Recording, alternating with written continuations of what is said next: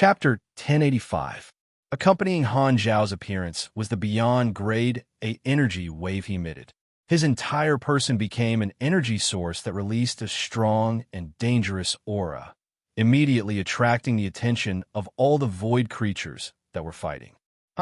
My helper is here. Kirkman's spirit was greatly boosted, and his whole body was filled with energy. While Bagdora was in a daze, he urged his mount and swept past his opponent with his blade horizontally. With a flash of black light, a few of Bagdora's energy arms were chopped off and evaporated instantly. Bagdora hurriedly retreated, distancing himself from Kirkman, and regrew a few more arms. He then looked in the direction of Han Zhao with a solemn expression, no longer having the smugness from before. The beyond grade A supers of the main universe were not to be trifled with. This was the common knowledge of the secondary dimensions. He did not expect Kirkman to have formed a connection with an unfamiliar beyond grade A supers. Who are you? Let me remind you, don't interfere in the matters of the void dimension. I'm Lord Kasui's subordinate. Bagdora did not say anything else. Among the people he knew in the main universe, Kasui was the most famous. He's not. He's just trying to scare you.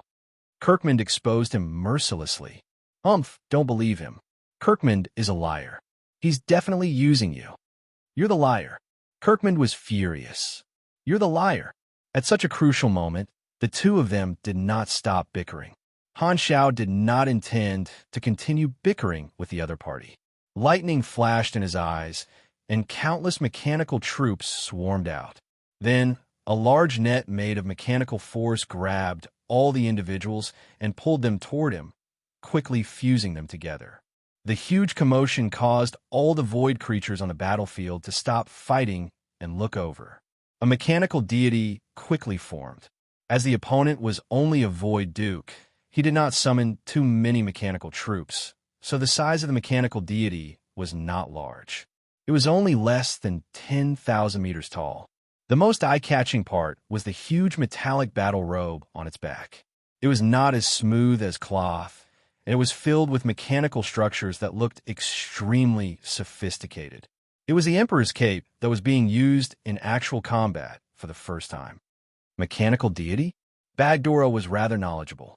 The frequency of his mental fluctuations was messed up, revealing his current emotions. If he had a face, he would be able to see the expression of surprise and panic on his face. Without another word, Bagdora turned around and tried to run. She disappeared in an instant, entering void hyperdrive. However, Kirkman was already prepared. As a void feudal lord, he had plenty of means to stop his opponent from escaping. He swung his long sword horizontally and slapped the void in front of him. Dense void energy erupted, spreading out ripples that easily sealed this void dimension. The next moment, Bagdora's body reappeared, having been knocked out of hyperdrive by Kirkman. Bagdora was furious, but before he could try again, Han Zhao, who was far away, had no intention of watching the show and controlled the mechanical deity to charge over. Seeing this, he did not dare expose his back anymore. He hurriedly controlled the void energy and fired wave after wave of long-range attacks at the mechanical deity, trying to stop Han Zhao from approaching. The mechanical deity did not slow down. It raised its hand and grabbed a corner of the Emperor's robe, using the cape to block its front. A matrix-like energy shield instantly appeared on the surface of the cape. It was extremely tough and thick. Countless void energy bombarded it, but it was like pebbles hitting non-Newtonian fluid. Only a small ripple was created, and it could not even slow down the charging speed of the mechanical deity. At the same time, the Emperor's robe itself had the effect of greatly increasing the agility and speed of the mechanical deity. At the edge of the cape, there were signs of space distortions, increasing the speed of the mechanical deity by more than a little. It could be said to be as fast as lightning, creating a strong contrast to its original slightly clumsy movements. Don't come over. Bagdora was shocked. He wanted to retreat, but his path was blocked by Kirkman. He could not get rid of him for a while and could only watch as the mechanical deity approached. Eat my fist. Han Zhao was very relaxed. He raised the arm of the mechanical deity and punched out. Highly concentrated psionic energy, mixed with various electromagnetic and vibration force fields, formed a light blue energy shield that wrapped around the fist of the mechanical deity. It contained shocking lethality. Boom! Bagdora's block did not have any effect. His huge energy body was flattened and stuck to the fist of the mechanical deity. The bronze short spears made of unknown material were all smashed into molecular-level fragments. His void worm mount also died on the spot, and even its ashes were scattered. Previously, Han Shao had drawn Mechanical Armor Manipulation Master from a few beyond Grade A captives, which greatly increased the power of mechanical armor in his hands. Furthermore, it especially strengthened the lethality of close combat. The power of this punch was not something a Void Duke like Bagdora could withstand, and he was instantly heavily injured. Void creatures had an independent combat strength system and were not included in the combat strength evaluation standards of the main universe. Therefore, there was no clear comparison. However, at Han Zhao's current level, he naturally had an idea. A Void Duke could exchange dozens of blows with an ordinary beyond Grade A with the home advantage of the Void Dimension. But that was all. Only the upper-level lords, Void Lords, and Void Progenitors were truly comparable to a beyond Grade A. As for pinnacle beyond Grade A supers, they far exceeded the upper limit of their combat strength. Calculating it this way, Bagdora's combat strength was roughly equivalent to his apostle weapon between level 260 to 280, which was the range of quasi beyond Grade A. It could crush Calamity Grade supers below and beyond Grade A supers above. With such a huge difference in combat strength, Bagdora was not instantly killed thanks to the special constitution of a Void Duke. Bagdora's flattened body froze for a moment on the fist of the mechanical deity. The next moment, he was suddenly shot out like a pinball, directly creating a blank path in the battlefield. The mechanical deity stayed where it was, extended 2 fingers, and aimed at Bagdora, who was flying further and further away. The tip of the fingers transformed into a spout and lit up with a dazzling light. Magic Beam Cannon. Han Shao had a wicked sense of humor. Xiao. The energy beam shot out from the fingertip of the mechanical deity, instantly catching up to Bagdora and penetrating his body. Bagdora's body suddenly froze, and he started to evaporate from the inside like snow melting under the hot sun. Very soon, only a gray ball was left floating there. This was the remains of Bagdora, the core essence of a Void Duke. This guy is finally dead. Kirkman was extremely excited. He jumped over and grabbed Bagdora's core. Feeling the remaining unwillingness in it, he could not help but laugh out loud. With the death of their lord, Bagdora's army immediately fled. Most of the Void creatures fled in all directions and were chased down. The remaining ones surrendered on the spot, and the situation immediately became one-sided. From a fierce battle to cleaning up the mess. Seeing this, Han Shao deactivated the mechanical deity and smacked his lips. This Void Duke can't even be beaten up. I haven't had my fill yet.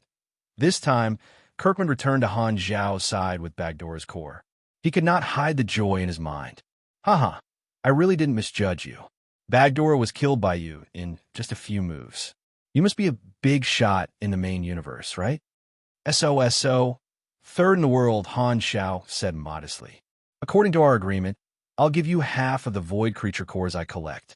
We'll be good friends from now on. If you need any help in battle, just call me. This is my energy mark. You can contact me if you need anything. Han Shao took Kirkman's energy and turned it into a mark on his arm. He already had many enchanted tattoos on his body, so it did not matter if he added one more. Han Shao glanced at the interface.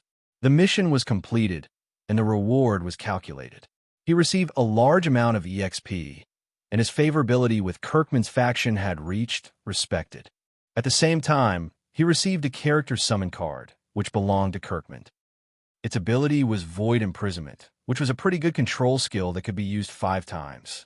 Compared to this mission, which was not too difficult, this reward was quite generous. However, only a beyond Grade A like Han Shao could easily complete this mission. With strength everything was easy. The Void Conqueror milestone mission was also activated. Destroying Void Duke's faction progress was January 8th, and respecting the Void faction progress was January 4th.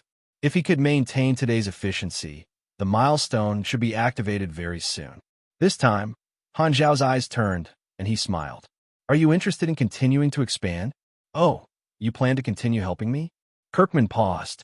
He was not happy, but he was shocked and hesitated. The way he saw it, Black Star wanted to subdue him, just like Hisui. He wanted to make the Void Duke his subordinate and help him expand. Kirkman did not want to be loyal to others, which was why he did not go to Kisui. At this time, he felt troubled. Han Xiao read his thoughts from his hesitation. After thinking about it, he said, "You can rest assured that I have no intention of learning from Kisui. Since you are willing to be my helper, increasing your faction is equivalent to helping myself. The stronger the ally, the greater the help." The Void Dimension was Kasui's territory. If he came to develop his faction, he would undoubtedly offend this Void Movie Emperor. Therefore, Han Xiao planned to use the form of mercenaries to support some Void Duke. As long as the other party agreed to be his backup, helper, he would help the other party swallow the Void Duke's faction. It would be convenient to complete the milestone mission and also obtain new troops. That's not bad. Kirkman was relieved. After seeing Han Zhao's strength, he knew that he was not his opponent. If the other party had the intention of subduing his subordinates, he would not be able to resist as long as he used force. Therefore, he felt that there was no need for Black Star to lie to him. After a simple exchange, Kirkman went to the side to enjoy the essence of Bagdora. Ames, who had not moved all this while, could not help but shake her head. You really don't forget to expand your faction at all times. I'm used to it. After all, I'm a qualified faction leader. As he said that, Han Xiao glanced at Ames. His meaning was self-evident. What's with that look? Ames raised her brows slightly. I'm admiring your beauty. Heck, glib tongue. In the next few days, Han Xiao brought Ames around the Void Dimension, constantly looking for new collaborators and swallowing the Void Duke's faction one after another. With a pinnacle beyond grade, a combatant paving the way, the progress of the Void Conqueror milestone was very fast. Such frequent movements also attracted the attention of more Void Dimension bigwigs. When the news spread to Kisui's territory, the Void Dukes that had been subdued reported this news to him one after another. In the main universe, somewhere in the flickering world, in a spaceship, Black Star ran to the Void Dimension and is still helping the Void Dukes swallow their opponents there. Looking at the Void Messenger in front of him, Kisui frowned slightly and narrowed his eyes, becoming vigilant. Could it be that Black Star has his eyes on the Void Dimension's forces and wants to gather the Void creatures like me and cultivate a faction to occupy an area? In his opinion, Black Star also had the Void bloodline and had reached the pinnacle beyond Grade A. When his God's trait transformation reached a certain extent, it was very likely that he would have new abilities related to the Void. Kisui actually did not care about what happened between Han Xiao and the Void Dimension because the Void Dimension was big enough and had endless energy. It was not a problem to have one more person to share it with, so it did not affect him at all. However, he was very concerned about outsiders interfering with the Void Army. The Void Dimension was his base camp, and all Void creatures were his compatriots in his eyes. Now, Black Star's actions made Kisui a little unhappy. It's not a problem for you to dig some soil in my vegetable garden, but stealing vegetables is too much. The entire universe knows that the Void Dimension is under my protection. That is my hometown and also my backyard. Black Star, you bastard, you came to my house to cause trouble without saying anything. Are you not putting me in your eyes? Kisui thought for a while and slowly said, Go back and convey my intentions to those lords. Let them contact Black Star and sound him out. Also, test the other Void Lords that he has helped. The messenger received the order, shook his body, and returned to the Void Dimension, disappearing without a trace. With Kisui's position, it was most convenient to call Han Xiao directly to ask, but there would be no room for negotiation. He hoped to take a more moderate action and ask Han Xiao's intentions through a middleman. Now that the so-called Beyond Grade A Association was about to be established, He did not want to provoke Black Star, who was taking the lead. Speaking of which, Madison seems to be very active recently. It seems like he really wants to be the boss. Kasui's eyes turned, and his expression was full of interest. Kasui himself did not have any thoughts. He did not care about the Beyond Grade A association in the first place. He only saw that the Beyond Grade as would be a trend in the future, so he only wanted to come over and get some seniority. As for the position of president, even if it was given to him for free, he would not want it. Sitting in this position was equivalent to standing at the heart of the storm and receiving the attention of the advanced civilizations. A portion of the peak Beyond Grade as had the same thoughts as him, and only a minority wanted to run for president. Including Madison and Black Star, there were only a total of 4 who were interested in running. The association can only have one leader, and it can't be a direct descendant of the 3 universal civilizations. Otherwise, it will deviate from the original intention. I wonder if Black Star has any thoughts. Although he's a little inexperienced, as the local tyrant of the flickering world and the main initiator of this operation, he seems to have a chance. The public account list has been updated to Ames. Those who are interested can take a look. WeChat public account, chi page ya, equals .. smiley face. Chapter 1086. You have completed Void Conqueror mission. Milestone successfully activated. Looking at the last Void Duke being smashed into a pancake by the mechanical deity, Han Xiao finally heard the pleasant notification on the interface. In the past 10 days, he had brought Ames to look for other Void Dukes to cooperate with, and they had been active in the various borderlands of the Void Dimension. Because not everyone had the intention of hiring outsiders, the 2 of them have been delayed for some time. However, overall, the efficiency of completing the mission was not bad. As long as they had the intention to cooperate, with Han Zhao's strength, he could easily wipe out the enemy Void Dukes. It's finally done. On the battlefield, Han Zhao's spirits were lifted. He deactivated the mechanical deity and opened the interface to check the mission reward. The bonus from the Void Conqueror milestone had taken effect. His various Void talents had been slightly strengthened, and it provided him with 1,600 free attribute points, 1 God's trait transformation point, and plus 20 Void creatures' natural favorability. At the same time, it also gave him a legendary point, Void Celebrity.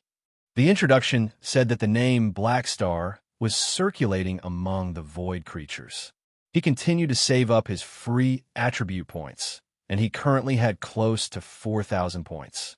As for the God's trait transformation point, Han Xiao continued to maintain the mindset of maxing out one path and threw it into his main class path.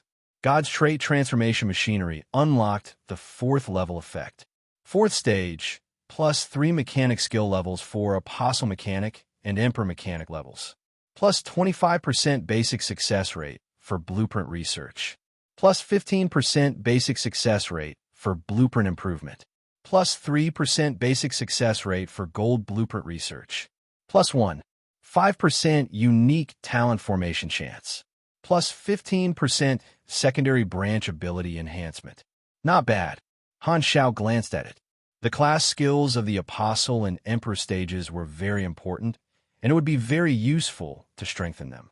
According to this trend, Han Xiao estimated that the next stage would be to strengthen the skills of the Lord and Divine Throne stages, which would be even more important. Generally speaking, this level's bonus was mainly focused on enhancing research and development.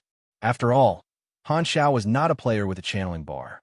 At his level, it was very common to derive new blueprints on the basis of class knowledge. It was the same for improving blueprints to improve the basic quality of blueprints. The blueprints that he was currently using were all self-improved and enhanced versions. They were all good stuff. What Han Xiao was more concerned about was the exclusive skill. It seemed that old fogies like Madison and Sorokin all had their own exclusive skills. Since players didn't have this ability in his previous life, Han Xiao had no idea how to obtain it. Moreover, there were no such notifications on the interface, so he could only slowly figure it out. As for the secondary branch strengthening, it improved Han Xiao's armed forces and energy skills. Basically, all machinery skills other than virtual technology were included. Han Xiao was looking at the interface when the Void Overlord he was working with this time finished devouring the opponent's core and came to his side. Black Star, a Void Monarch under Lord Kasuyi wishes to see you. He's finally here. I knew he wouldn't ignore my actions. Han Xiao had expected this and wasn't surprised. He met the other party under the Void Overlord's arrangement. The Void Monarch's body seemed to reach the heavens and the earth, and the color of his body was darker than the Void Overlord's. At this moment, when he saw Han Xiao, he couldn't help but feel a sense of familiarity. For some reason, he felt that Han Xiao was very pleasing to the eye. This Void Monarch's first impression of Han Xiao was very good, but this didn't affect his attitude of working for Kasuyi. He directly asked, Black Star, we've noticed that you've been frequently fighting in the Void Dimension recently. Are you thinking of subduing the Void Overlord and supporting your faction here? Don't worry. Tell Kasuyi that I'm only signing a contract with some mercenaries and have no intention of establishing a faction. In fact, I've almost achieved my goal. I'm preparing to leave the Void Dimension in 2 days. Han Xiao knew what the other party was worried about and expressed that he wasn't here to snatch territory from Kasuyi. That's for the best. As long as you don't interfere too much with the matters of the Void Dimension, we welcome you as a guest. If you have any needs, you can find us. The Void Monarch's attitude was still considered polite. As Kasuyi's subordinate, he wasn't ignorant of the powerhouses of the main universe and knew that Black Star was someone he couldn't afford to offend. Okay, we might have a chance to do business in the future, Han Xiao said casually. Kasuyi's territory had a stable industrial chain that produced all kinds of Void specialties. It was a good business. If he had any needs, he could cooperate with the other party. At this moment, the Void Monarch took out a tube of medicine filled with a sparkling blue solution that emitted a faint light. This is a gift from Lord Kasuyi. It's liquid Void essence made from dimensional origin energy. It can help purify the Void bloodline.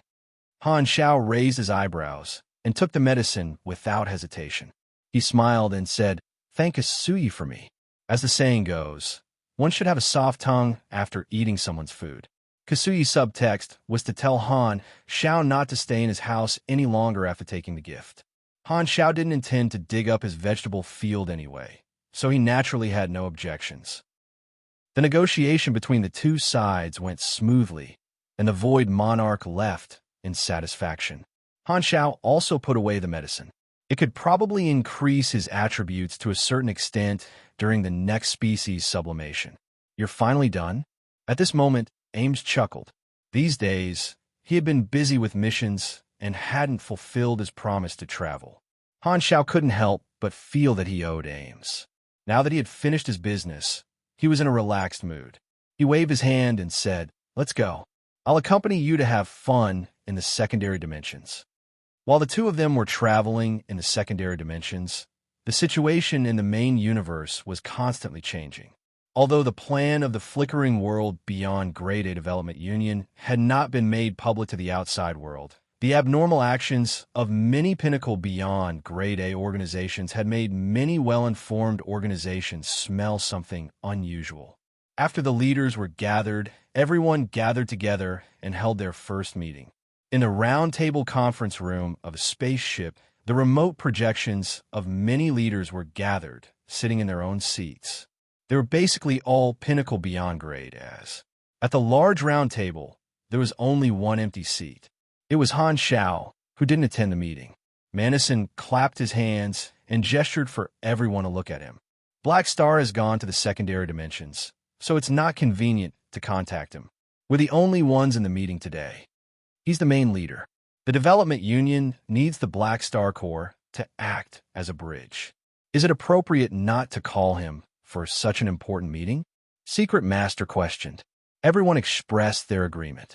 Han Xiao now had a lot of weight in the circle of Beyond Grade As. Although he wasn't there, no one would treat him as heir. Coupled with the importance of the Black Star Corps to the establishment of the Beyond Grade A Association, many pinnacle Beyond Grade as present tacitly acknowledged his right to speak. Even if he wasn't there, they would take the initiative to think for him. Black Star himself said that he wasn't coming. Madison waved his hand. He wouldn't lie about this. He has already expressed his stance. Everything will be based on the consensus of the meeting of the gods. Let's discuss and come to a conclusion. We'll just inform him when the time comes. Okay, everyone nodded. Then, let's get to the main topic. Manison slowly said, since we're going to establish the development union, we must first formulate the rules, standardize the functions of the association, clarify the nature of the organization, establish the development ideas, and formulate the rules for the members. That's right.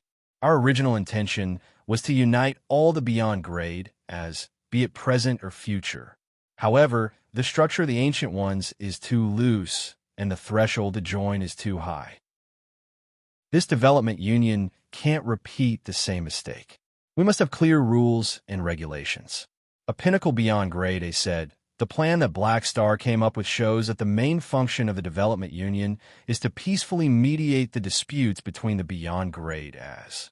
This idea is feasible, and it's best to start from this aspect first. For example, the members can't easily provoke armed conflicts other than sparring to maintain the unity of the beyond grade as. Also, the members can't deliberately aggravate conflicts, avoid peaceful negotiations, and ensure that the members obey the results of the mediation. Set punishments to prevent anyone from going back on their words and damaging the authority of the organization. Everyone discussed and soon perfected the various rules and regulations. At this time, Sorokin, who was the big investor, suddenly said, although the rules are good, the biggest problem is to ensure that the beyond grade as are willing to follow the rules of the organization. Everyone knows that the beyond grade as are all unruly and enjoy special privileges. It's not easy to restrain them. That's right, this is the core problem. Manison continued, not only do we have to make the members accept the restrictions of the rules, but we also have to make sure that outsiders still choose to join the development union after seeing these rules. The consensus of the meeting of the gods is one thing, but not everyone will buy it. In order to prevent others from ignoring us, it's nothing more than using both deterrence and temptation together. Not only will the other beyond grade as see the price of breaking the rules, but they will also see the benefits of joining the development union. Deterrence is very simple. We elders don't have to do anything. It's a form of deterrence in itself. Temptation needs to be carried out in many ways. We have to build a network of interest for the beyond grade A organizations, integrate and share our resources, and provide financial, social, political, and other support for the other organizations. As for the future newcomers, we have to use our own resources to help them build a beyond grade A organization, as well as provide some pinnacle beyond grade A experience and guidance. We can even use the ultimate knowledges of the 5 systems as benefits. Hearing this, everyone was shocked. Ultimate knowledges? This is stealing the business that the 3 universal civilizations rely on to recruit beyond grade A allies. They will definitely strongly oppose it. This is not a joke. Manison slowly said, what was our original intention? Have you forgotten so quickly? If we can't break the monopoly of the 3 universal civilizations on the ultimate knowledges, even if the beyond grade A association is successfully established, it will still be controlled by the advanced civilizations and have no choice but to work for them. Some people nodded in agreement, but more people remained silent. They felt that this step was too big and the risk was too high. Their opinions differed. If you insist on doing this, then the 3 universal civilizations will have to negotiate with us. Kasui was helpless. Therefore, Manison looked around and revealed his true intentions. We need a leader. He must withstand the pressure and never compromise. Only I can take on this responsibility. Everyone glanced at him. Someone on the side started bragging. Manison is strong, has a wide network, has a large organization, and is experienced. He's indeed the most suitable candidate. Many of the people present were friends that Manison had pulled in, and some of them had planned to support him. This time, another pinnacle beyond grade A candidate could not help but say, who doesn't know what you're thinking? We're all leaders of the development union. I think I'm more suitable than you. They were all beyond grade as, so it was impossible for them to have the final say. Even if they became the president, they would only have more authority and would not be able to command people of the same level. Most of the important decisions still had to be made by the many elders. However, due to the special nature of the Beyond Grade A Association, this kind of opportunity to decide everyone's position was very rare. This time, Milizao slowly said, although Black Star isn't here, he still wants to participate. The Black Star Corps' influence in the flickering world is unquestionable. With him as the president, our organization will be worthy of its name. Furthermore, the evolutionary totems will be sold publicly. At that time, Black Star will have a lot more face with the three universal civilizations. He'll be suitable to act as a lubricant for both sides, which will greatly reduce the pressure on the association. I support Black Star to be the leader. Han Xiao did not attend the meeting personally, not because he wanted to leave the work to others, but because he did not want to face the other competitors, including Madison. Since he could not compete with them in terms of connections, he might as well show them the benefits he could bring and let them make their own decisions. This way, he could avoid a direct confrontation with the other pinnacle beyond grade, especially since he did not want to provoke Director Mai. Black Star is indeed very useful, but he's too inexperienced. I don't want a young guy riding on my head. Sieran snorted. Everyone supported different candidates and started arguing with each other. There were actually quite a few people who supported Han Xiao, who was not present. After a while, someone said, I think the management of the organization should be balanced. The position of the president can't be fixed for life. There has to be a change every once in a while. This statement was widely agreed by everyone. They just did not want to be the first to stand out. When the association stabilized, the benefits of being the president would naturally outweigh the disadvantages. From the perspective of balance, no one wanted one person to be the president forever. At this time, Madison looked at Kasui, who did not express his opinion, narrowed his eyes, and said with a deep voice, if you support me this time, I'll fully support you to be the leader next time. Hearing this, Kasui did not know why, but he suddenly felt a chill. Why do I suddenly feel like I have to activate my psychic shield at any time in the future? Chapter 1087. Everyone present was a top expert of the explored universe. They all had organizations in different industries, such as warlords, tycoons, gray area crocodiles, and galactic leaders. This group of powerful people did not like to waste time, so they discussed things very quickly. It did not take long for the framework of the development union to be decided.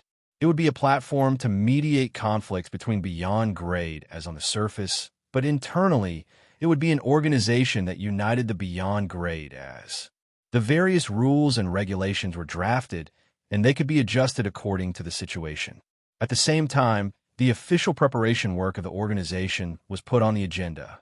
These leaders began to spread the news to every beyond grade A, recruit members, and choose a location to build the headquarters of the association in the flickering world.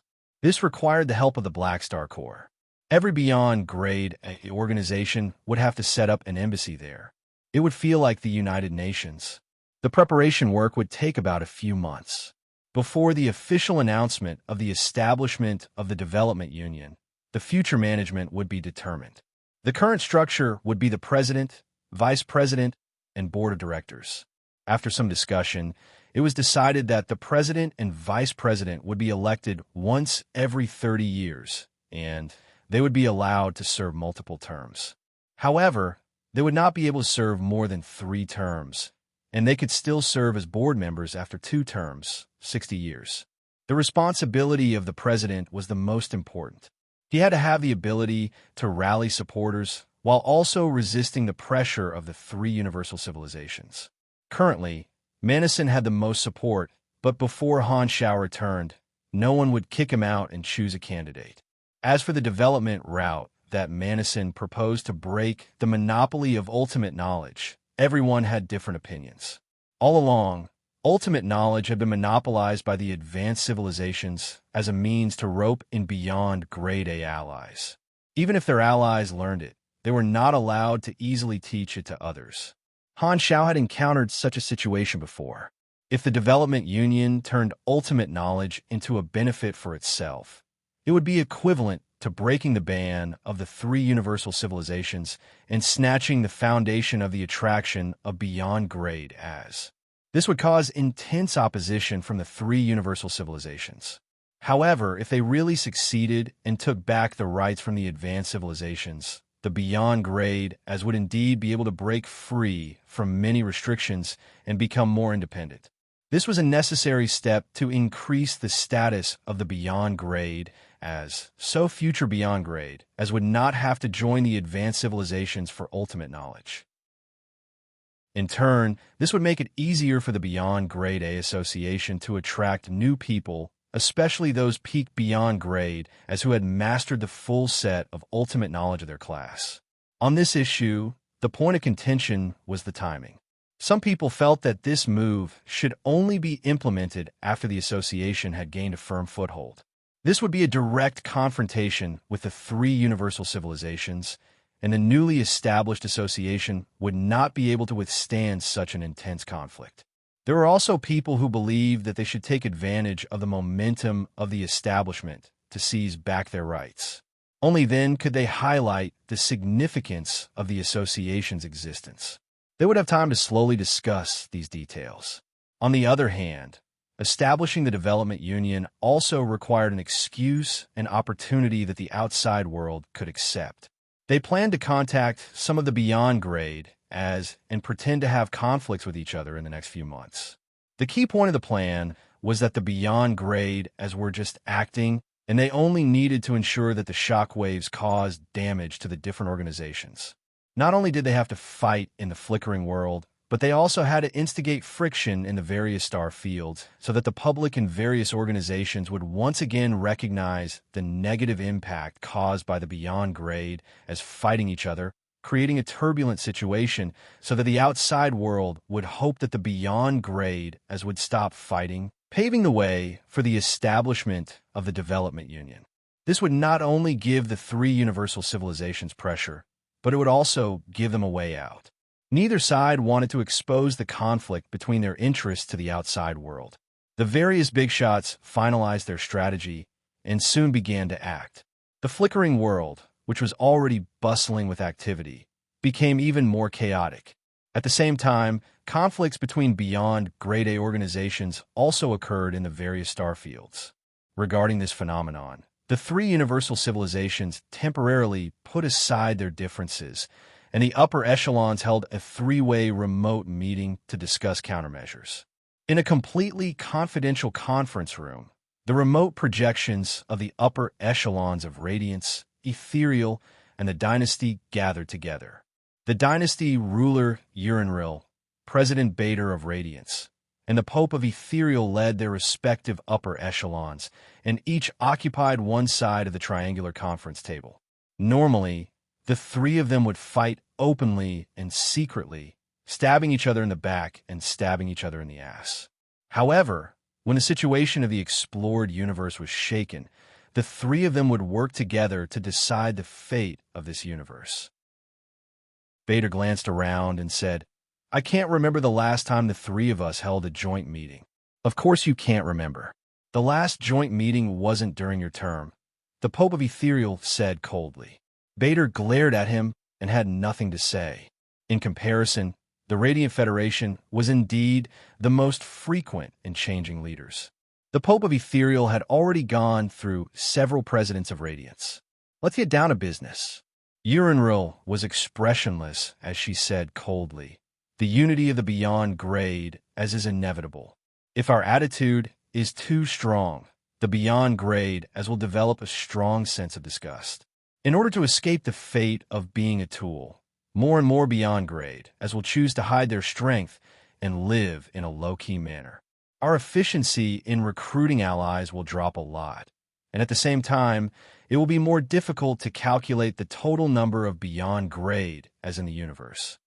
Bader nodded in agreement. "Since we can't let the beyond grade successfully establish that development union, our methods can't be too strong. Let's cooperate. We can't deal with our own allies, so we'll put pressure on each other. The Dynasty will deal with my allies. I'll deal with Ethereal's allies, and Ethereal will deal with the Dynasty's people. We'll attack the businesses of some of the beyond grade, as in various fields, especially those who are wavering. This will only be considered as setting up obstacles and increasing the difficulty of the development union to recruit people. It won't have a decisive effect. The Pope of Ethereal calmly said, "If the beyond grade as unite and form a body of interests, they will have a terrifying influence in all the star fields and can shake the structure of the galactic society to a certain extent." Bader shook his head. Unfortunately, it's impossible to eliminate all the beyond grade as. Putting aside the huge price we have to pay, we have to ensure that such a force exists in the explored universe. It's used to suppress those beyond grade as who hide their strength and escape to the secondary dimensions, as well as to ensure our advantage in exploring the unknown territory. We might encounter other unknown advanced civilizations one day. We can't give up on such a weapon, Unravel said with a deep voice. In the galactic society model built by the dynasty, this is a problem that will occur sooner or later. It's just like in the early days of society, when workers spontaneously established unions to protect their own interests from being exploited. We're now in a similar situation, but the target has become a special individual with great power. Since the exploration era, we've exploited them too much. There will be a day when they rebound. Therefore, we have to make backup preparations. If the development union cannot be stopped, we have to use methods to divide them. There will definitely be beyond grade, as with different ideas in the management of the other party. We can bribe or rope them in to be our eyes and ears and indirectly influence the other party's overall decisions. The Pope of Ethereal narrowed his eyes, glanced at the two of them, and said, "Speaking of which, the Mecha Empire and Black Star are the main leaders. Their views are different from each other to begin with. Humph, both of you don't seem to know your place. My Kasui is the most obedient. Manison is very ambitious." Vader frowned and said with dissatisfaction, "In recent years, he has done a lot of things in the dark. It's very likely that he wants to get rid of the control of Radiance. In reality, we can no longer control him." Hearing this, the Pope of Ethereal looked at Unravel. "What about the dynasty? Your Black Star is also very troublesome. Will you teach him a lesson? You don't have to worry about that. As for Black Star, the dynasty has its own plans. The evolutionary totem will be released as usual. You don't have to worry about that," Unravel said casually. The dynasty planned to continue to ease their relationship and did not want to create a rift. Therefore, they decided to be patient and wait for God to grow in order to solve the technical problems of the evolution cube. This way, they could get rid of the dependence of the evolutionary totem business on Han Shao and regain control of the initiative. Of course, Unravel would not explain such a plan to anyone else. Seeing this, Bader changed the topic and said, "In addition to dividing them, we also have to infiltrate. We can't let our direct members be rejected by them. If they want to establish an association, they have to exchange some management positions with us and let some of our direct members become upper echelons. This is equivalent to having a nail on the surface to grasp their movements." Everyone discussed for a while, came up with various countermeasures, and gradually reached a consensus. Time passed quickly as the situation in the universe changed. A few months later, in Black Star Palace, with a flash of light, 3 figures appeared in the army commander's office. They were Han Shao and Ames, who had returned from the secondary dimensions, as well as the mysterious energy host, who was acting as a vehicle. Their mechanical suits were automatically unloaded. This time, a surprised voice suddenly sounded behind them. You're finally willing to come back?" The two of them turned around and saw Sylvia lying comfortably on Han Zhao's seat in the room. At this time, she quickly jumped up as if there were 2 springs installed on her, but seeing this, Han Zhao could not help but make fun of her. "Not bad, little thing. Are you sitting in my seat every day when I'm not around? Are you trying to usurp my position? How is that possible? I'm just. Sylvia's face was slightly red, and her eyes darted around, looking for an excuse. She stammered, "Ahem, it's just that your chair is very comfortable to sit in." As she spoke, her expression suddenly froze. She looked down and locked onto Han Zhao's arm, which was currently hugging Aim's waist. Surprisingly, Ames did not reject it, as if she was used to it. Noticing her gaze, Ames twisted her body and let her waist escape from Han Zhao's palm. She then raised her hand to touch Han Zhao's cheek and chuckled. Busy person, I'll return to the Shattered Star Ring first. Jenny is probably going crazy. It's hard for you to remember her. Han Zhao smiled and wanted to grab Ames' hand that was on his face. However, Ames had already retracted her hand and winked at him with an elegant smile on her face. Then, Ames turned to look at Sylvia, who was still in a daze. She chuckled and left the room, dragging her long black dress behind her. Sylvia stood there in a daze, and her eyes almost popped out of their sockets. The two of them had gone to the secondary dimensions for a two-person tour, and their actions had become so much more intimate. What had happened? You guys, hearing this, Han Zhao retracted his gaze, and his smile faded. He said with a straight face, "What do you mean by you guys, Anhui? Do you know what's important? How's the situation in the main universe these days that I'm not around? Also, where's Hela? What's she doing?" Seeing Han Zhao's unquestionable manner, Sylvia gritted her teeth, suppressed her strong curiosity, and explained the changes in the situation in the past few months. Earlier, Hela had inherited the underworld dimension and established a link through the imprint. She did not need to stay in the underworld to recharge it and had returned to the main universe long ago. Now, she had gone to the free competition zone to continue presiding over the exploration work. In the past few months, the popularity of the rescue battle for Hela had gradually cooled down. As the exploration of the free competition zone deepened, many organizations had already lost their minds. Many beyond grade as pretended to have conflicts, and conflicts kept breaking out. It was quite lively. The level of the players had increased by a lot, and their actions were more organized. Their presence in the universe continued to increase. It was said that some small and medium-sized organizations had already privately called the players the cancer of the universe. It was gradually developing in the direction that Han Zhao was familiar with. However, this nickname of the players had not been completely spread yet.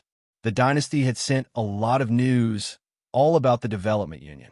Han Zhao had gone into hiding for a few months, avoiding the dynasty's direct inquiries. The preparation for the development union was almost done, and most of the people were gathered. During this period, the three universal civilizations did not hold back. The two sides had secretly fought back and forth countless times, and many beyond grade as were suppressed to varying degrees. Unfortunately, the effect was limited. Although Han Zhao did not participate directly, his influence had some effect. Under his instructions, the Black Star Corps provided a lot of help. On the other side, the Dark Emperor had already escaped from the chaotic space streams. Recently, he had publicly captured a new neutral beyond grade A super. As a direct member of the dynasty, staying in the flickering world at this critical juncture was being viewed with hostility and vigilance by many beyond grade as. However, all these changes did not affect the dynasty's policy of publicly selling the evolutionary totems. The Army's logistics department had already produced a large number of prototypes of the evolutionary totems, waiting for Han Zhao to recharge them with the evolution cube. Orders from countless organizations poured in like snowflakes. Just the deposit alone was enough to make one's hands go numb. Looking at the intelligence, Han Zhao muttered to himself, "Seems like it's been going well.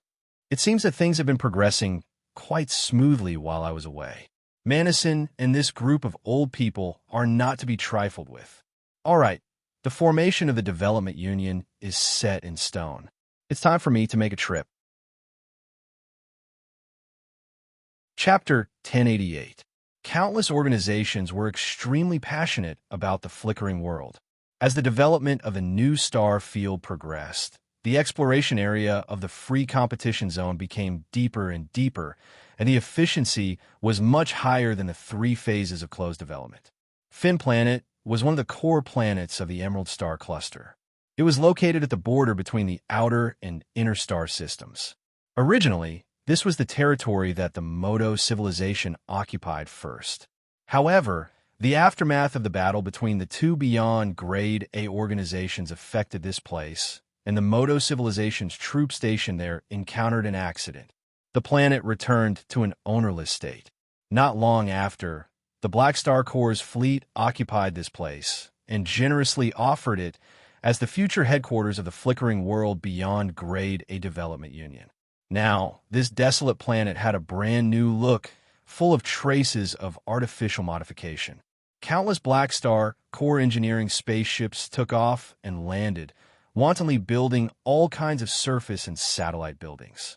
The most eye-catching landmark was a tall building, which was the headquarters of the Development Union. It was in the shape of a trophy, and a huge sphere was floating at the top like a floating fortress.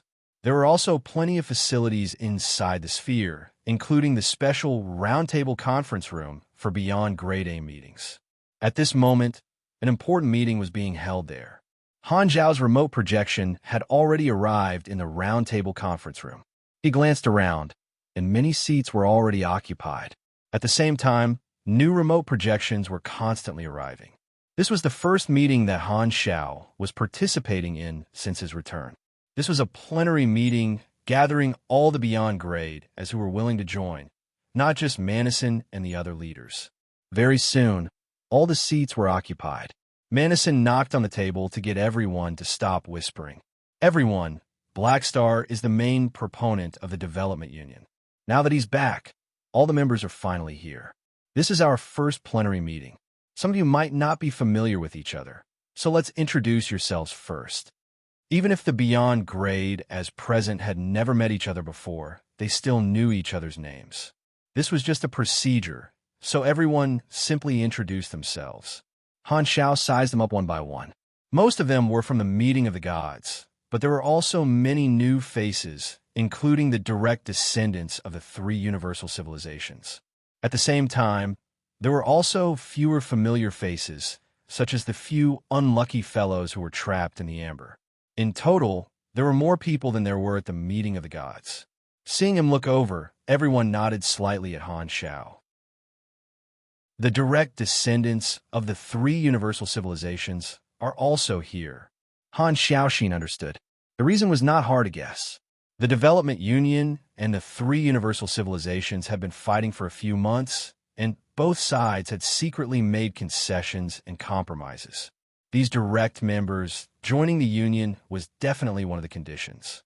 Although it was impossible for the association to allow direct members to control the upper echelons of power, since they wanted to use the name of the Beyond Grade A Association, they naturally could not exclude Beyond Grade as from joining, even if they were direct members of the three universal civilizations. Their original intention was to form a united front against the Beyond Grade, as in raise the status of the entire class. But it was unrealistic for them to eat everything in one go. In the beginning, no one really wanted to fall out with the three universal civilizations, so they had to compromise to a certain extent. However, this would not deviate from the original intention, because as long as this platform was built, a new interest network would be formed.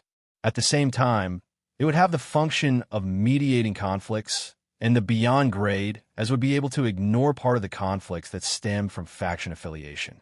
As for more rights, they would have to slowly fight for them in the future. Han Zhao had not returned for a few months, but he had been paying attention to the progress of the Development Union's preparations. He had a lot of information and was very clear about the basic system and personnel of the association. After introducing everyone one by one, Madison looked to Han Zhao and slowly said, "In the past few months, the Development Union has been quite good. Black Star, you've only returned recently, and this is your first meeting. Do you have anything to say? You're one of the main initiators, so we'd like to hear your opinion." Everyone's eyes immediately focused on him. Han Zhao cleared his throat and said, "I don't have any objections. Everyone has done a good job. Back then, during the meeting of the gods, we discussed this issue. In the end, I was put in charge of building the communication platform, and there are already results. As everyone knows, the Development Union's main purpose is to mediate conflicts between Beyond Grade As. I heard that many of you here have not been on good terms recently, so I hope this platform can be built as soon as possible. The entire universe urgently needs such an organization to bring peace to them. Blackstar said. Manison continued. Everyone here knows that the Development Union has encountered some obstacles along the way. Now, these obstacles have basically been removed, and the only thing left is that the negotiation of the ultimate knowledges cannot continue. We need to put this matter aside for now.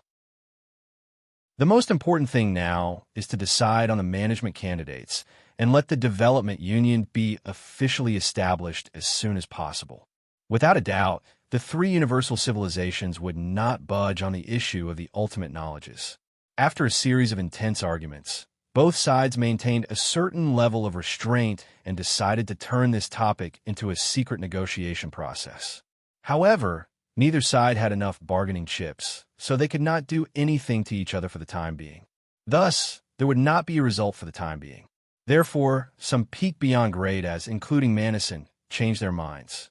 They were not willing to let this issue delay the establishment of the Development Union, so they temporarily put this matter aside and did not publicly make the ultimate knowledges a faction benefit of the association. As for whether they would teach it privately, that was another story. The last hurdle for the official establishment of the association was that the management team had not been decided for a long time. The reason was that Blackstar had not returned. Now that Han Shao had finally arrived, everyone could not wait to solve this crucial problem. That's right. It's time to decide on the president.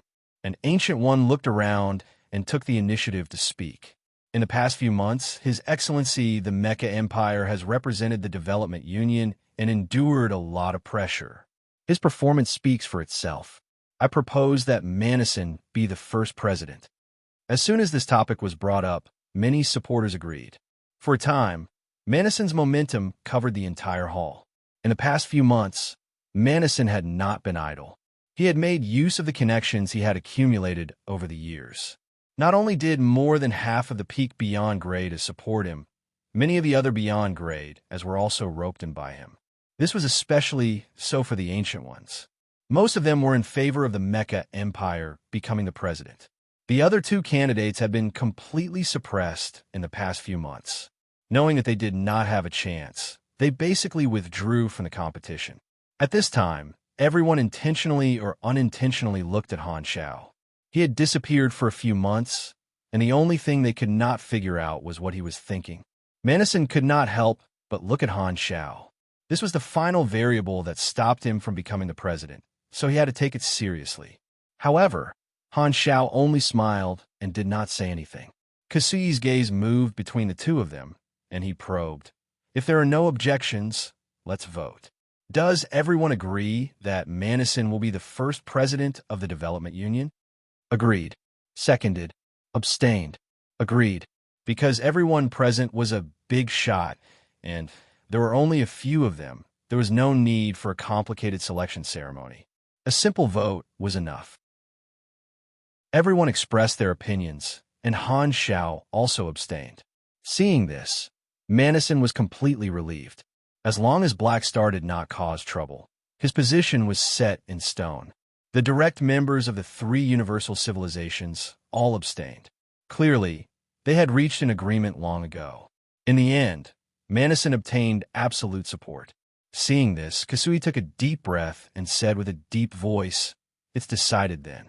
Your Excellency Manison, the Ancient One Papachi, will officially be the first president." Okay. The muscles on Manison's face did not move, and no emotions could be seen. He did not need to be polite, and there was no need for him to be humble. Clap, clap. Everyone gave a few symbolic claps. When the applause stopped, Kasui looked around and asked, "Then, the position of vice president, who at this time?" Han Shao suddenly smiled and said, "The establishment of the association relied on the influence of the Black Star Corps in the flickering world. My contribution is not small, so this position is more suitable for me. What do you guys think?" Hearing this, everyone looked at each other and did not look surprised. With Black Star's strength and status, he would be a director at the very least. Coupled with the important assistance provided by the Black Star Corps, he was naturally qualified to take the position of vice president. In fact, there was a reason why Han Shao did not fight with Manison. When he learned that the president was elected on a rotating basis, he gave up on the idea of being the first president. On one hand, he did not have a strong foundation and could not compete with Madison's connections. On the other hand, he once again analyzed the pros and cons and did not want to bear the main pressure in the early days of the association. If his position was taken by someone else later on, it would be equivalent to being used as a tool. Han Xiao had run to the secondary dimension to hide for a few months, and he also had this idea. He could not possibly do everything and still not be elected president in the end. Therefore, he simply let Madison and the others bear the main pressure while he ran back to pick the fruits of his labor. Anyway, he was the main initiator, and the Black Star Corps had also helped the Development Union. This contribution was huge enough. With the opportunity to change the position, Han Xiao was not in a hurry. He did not want to fight head-on with Madison. Instead, he took a step back and asked for the position of vice president. He would fight for the position of president in the future. In fact, even if he chose to fight head-on, he would not be able to pick the fruits of Madison's labor. Han Xiao did not intend to compete with his connections in the first place. Instead, through Kant and Milizhao's, he conveyed the benefits of him being the president. The people present still supported Madison, which meant that they had already made a choice. Therefore, even if he had openly challenged Madison just now, he would not have received the support of these people. Although he had some resources in his hands and could use the opportunity to use the evolution cube as a bargaining chip in exchange for the support of some people, he could not do this every time. Furthermore, many of the resources were one-time use. If he used them this time, it would be hard to say what would happen next time. Since he understood the situation, Han Xiao did not force himself. Only when his qualifications, connections, and influence reached a higher level could he steadily wrestle with people like Madison. After thinking about it repeatedly, he decided to let Madison, this tall man, hold up the sky while he enjoyed the shade under the big tree. He would continue to accumulate resources and slowly pry open the corners of Madison and the others. After all, he had leeks to harvest, and his growth speed was far faster than others. Since he had such a unique advantage, a strategy like keeping a low profile was more suitable for him. Many people had designs on the vice president's position, but unfortunately, there were no strong competitors. Kasui and the others were not interested in fighting for it. Because Han Xiao was the local tyrant, most people gave him face. Madison, who was in a good mood, also returned the favor. Therefore, there were no twists and turns, and the position of vice president fell on Han Xiao's head in the end. After getting this position, Han Xiao was relieved. This was the embodiment of status. He did not spend much to get the position of vice president, which was more cost-effective than fighting for the position of president. There was no suspense about the next director's seat. It had long been decided, and they were all a group of peak beyond grade as. Apart from this, there were also 3 honorary director seats. They did not have actual management rights and were given to the direct peak beyond grade as of the 3 universal civilizations. This was naturally one of the conditions of the compromise, and the intention was self-evident. The first leadership team was established, and the date of the Development Union's establishment was also set. After these official matters were discussed, the meeting ended. The remote projections disappeared one after another, leaving only the remote projections of Madison and Han Xiao. "Congratulations on becoming the president," Han Xiao said casually. Madison showed a long-lost smile and said earnestly, "Don't be discouraged. This is still too early for you. The future belongs to you." Han Xiao blinked with a playful expression. Although the exact storyline was different in his previous life, Madison's goal should not have changed. He knew a thing or two about it. In his previous life, Madison had both ambition and selfishness. He wanted to make the cake bigger so that the strength of the entire Beyond Grade A class would become his backing and help him advance further. The two of them had different ideas, but there were also parts that overlapped. At least for a very long time, Madison's goal would not be realized. If he wanted a strong enough backing, he would have to wait for the entire class to grow stronger over time. Han Xiao stopped thinking, pondered for 2 seconds, and asked, Regarding the negotiation of the ultimate knowledges, what's the offer from the three universal civilizations? Speaking of this, Manison stopped smiling and said with a meaningful tone, "The supercluster civilization." Han Xiao immediately understood and shook his head helplessly. It turned out that this was a move of using the association to deal with a more important opponent while destroying the association's credibility. Will you agree to it? I don't know. We'll see. Manison did not answer. After saying this, his projection also went offline, leaving only Han Xiao in the conference room. Han Xiao looked at Manison's empty seat and suddenly chuckled. "Great director, this seat is not easy to sit in." Galaxy calendar year 730, July 11th, a sudden news bomb exploded in the flickering world. Nearly 100 Beyond Grade has jointly announced that due to the recent conflicts, they had decided to form a union-like organization to mediate the conflict between Beyond Grade as to reduce the public losses caused by the fighting. It was reported that the headquarters of this organization was located on planet Finn in the flickering world Emerald Star Cluster. The president was Manison of the Mecha Empire, and the vice presidents were Black Star and Han Xiao. There were nearly 100 Beyond Grade A members. The three universal civilizations publicly stated that they did not deny the legitimacy of this organization and called on all supers in society to follow this example and reduce the abuse of power. The flickering world Beyond Grade A Development Union was officially established on that day. After a few months, after the explosive news of the rescue of Hela, countless citizens and organizations in the various star fields were once again in an uproar.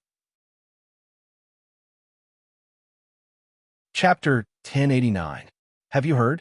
More than 100 Beyond Grade as have jointly established a new organization in the flickering world. In the bar of a certain military base of the Imperium, the atmosphere of the past was not as lively as before.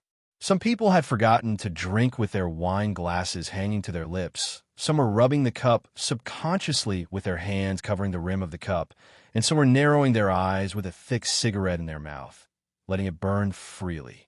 Everyone had different postures, but the only thing they had in common was that their heads were all turned in the same direction, and their eyes were focused on the virtual screen on the wall of the bar. At this moment, a political talk show was playing on it. The image was of a broadcasting studio.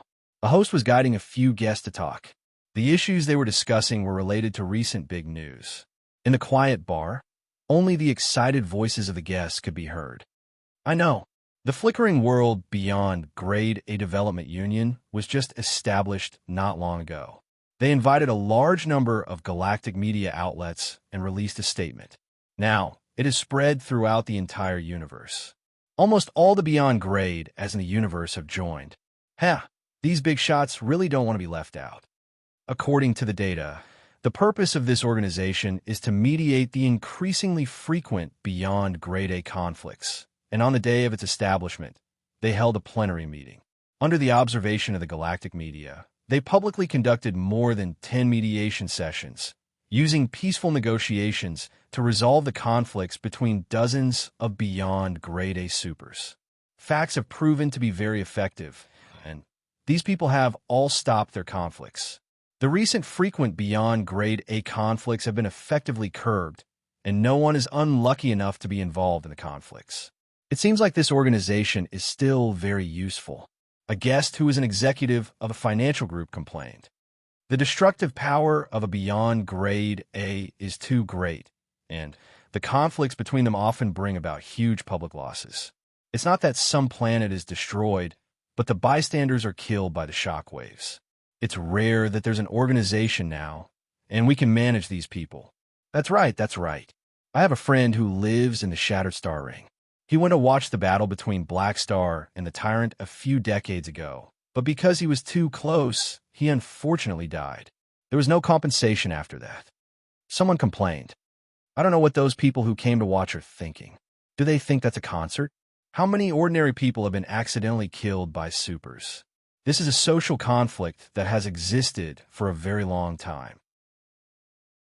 According to research, the number of ordinary people who die from supers directly or indirectly every day is about 10 to the 17th power. Think about how terrifying this number is. This is a huge problem that is closely related to our lives. One of the guests was indignant. He was the representative of an organization for equal rights between ordinary people and superhumans. That's why I feel that this organization is extremely meaningful. The Beyond Grade as are worthy of their status as the pinnacle of the supers. They set a very good example for all the supers in the universe. They're very responsible. The host smiled and avoided the sharp topic. He displayed the virtual avatars of Madison and Han Shao on the screen behind him. And the two main initiators are the Mecha Empire and Black Star. They are respectively the president and vice president of the Development Union. Oh, these two are big shots among big shots. A socialite made an exaggerated gesture. There's no need to mention Madison. He's a veteran beyond grade A, and everyone is familiar with him. No one will find it strange that he's the president. Instead, it's Black Star. He's someone who only rose in recent decades, but he actually suppressed the other veterans and sat in the second position. Beyond Grade as are a group of people who value strength above all else. Not long ago, Black Star fought against 12 of them alone and made a historical record. Seniority is not a factor that limits him. A slime who chased after his idol danced with joy. Speaking of which, Black Star proposed the idea of the Development Union. It seems like the fuse was this battle. Madison is just a partner he pulled in. No. In my opinion, there were already clues about the meeting of the gods. They planned this a long time ago. Black Star was the one who pulled the strings. Because he contributed the most, he got the position of vice president. As for the purpose of these Beyond Grade, as who knows? Maybe they want to take advantage of the development of the flickering world to reshuffle the cards. Anyway, everyone is the same. I've checked the information. Black Star has been very active recently. Not only did he lead the establishment of the Development Union, but he also became the new shareholder of the Limitless Financial Group. The dynasty's official sale of the evolutionary totems has also been put on the agenda. He even entered the entertainment industry. In the archives of the Galactic Film Industry Association, a movie based on Black Star's story has been officially set up. The director is the famous producer Benny Travolta.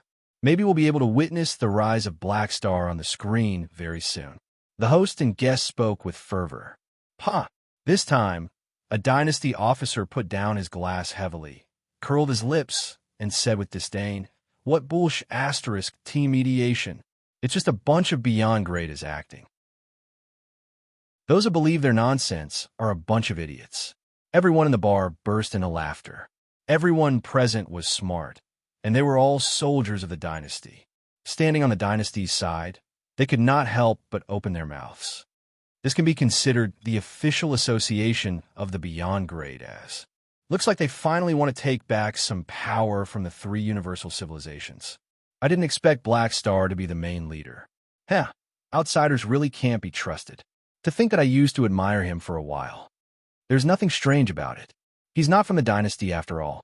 There's no reason to ask for his absolute loyalty. The future of the three universal civilizations is going to be tough. They have another competitor that can't be ignored. Listening to the discussions of his colleagues, God swirled the wine glass filled with amber wine and stared at Han Zhao's virtual avatar in the show with a meaningful look in his eyes. Your status is getting higher and higher. Because the primal chaos mysterious energy had been stolen, God had been paying close attention to Han Shao. He watched as Han Shao continued to gain capital and his status in the universe grew higher and higher. The rescue of Hela a while ago also surprised him again by Han Zhao's growth speed. God's wrist stopped, and the wine continued to swirl in the glass due to inertia. He lowered his head and stared at the whirlpool in the glass. A playful smile appeared on his face. Madison had this idea before, and now he finally has the chance. The Development Union is a good excuse. When I become a Beyond Grade A, I'll most likely join it too. I just didn't expect you to support this. Do you agree with Madison's Beyond Grade A United Front? Or did you notice that too? Black Star Palace, Army Commander's Office. Looks like the first appearance of the Development Union was very successful. Han Shao leaned back in his chair, put his legs on the table, and quickly checked the news on the quantum network with a satisfied expression. Not long ago, the Development Union officially announced its establishment to the outside world. As the vice president, he also appeared at the ceremony. To the ordinary people, the establishment of the Development Union came without warning. The movement of almost 100 beyond grade has attracted a lot of attention. So as soon as the news was released, it attracted a lot of discussion from all walks of life in the universe. The most shocking thing was the flickering world. Most of the organizations in the free competition zone were shocked by this sudden event. There were many organizations exploring the flickering world, but in the eyes of these organizations, the current situation in the free competition zone was actually a tripartite balance. The dynasty was alone on one side, Radiance and Ethereal on the other, and the Supercluster Alliance on the other side. In comparison, the other organizations exploring the free competition were just a bunch of stragglers. These three parties were in a political standoff, just like the difference between an enterprise's competition and a country's competition. Originally, although there were many beyond Grade A organizations, they all belonged to different factions. However, now that they were united, if they formed a union of interests, there would be an additional behemoth. The situation might change from a tripartite balance to a four-sided struggle. However, this was only the speculation of the outside world. Be it Manison or Han Xiao, neither of them had any intention of carrying out an intense action. During the negotiation of the ultimate knowledge, the three universal civilizations had tried to get them to deal with the Supercluster Alliance. Even though Han Xiao wanted to take this opportunity to deal with the Moto civilization, for the sake of the big picture, he could only express his refusal. In the plan, the Development Union's biggest purpose was to provide a communication platform. The first mission was to slowly integrate the resources of the various members through the platform and try to form a beyond grade A union of interests. Only by gathering this huge network of interests and solidifying the foundation would there be meaning in forming a united front. Otherwise, the Development Union would just be an empty shell. Doing this will take a very long time, and the three universal civilizations will definitely stop it. Therefore, before it's done, the Development Union won't have the energy to do anything else. Even if those beyond grade as have their own ideas, they won't show it in the early stages. They'll only support the integration of resources and achieve a win-win situation. Han Xiao scratched his chin with his thumb and muttered to himself. The Beyond Grade A Association had just been established. Regardless of whether it was Manison or himself, there was still a long way to go. This was a long-term project, and the time unit was at least 10 years.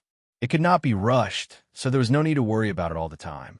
It was worth mentioning that Sorokin, as the only exception, had used money and connections to open the way and squeeze into the council seat where the peak Beyond Grade is gathered. After Han Xiao learned about Sorokin's attitude from Traveler, he did not show it on the surface, but secretly paid close attention to this guy. Now that the situation had changed, the enemy was out in the open while he was in the dark. Han Xiao, as a shareholder of the financial group, did not exclude Sorokin, as that would only alert the other party. However, as the saying went, reverse training made Maja rich. Other things aside, Sorokin was still quite good at making money. This way, my goal has been achieved. When the calamity of the supers erupts, I'll be able to intervene with a high position and even guide the main storyline of this version.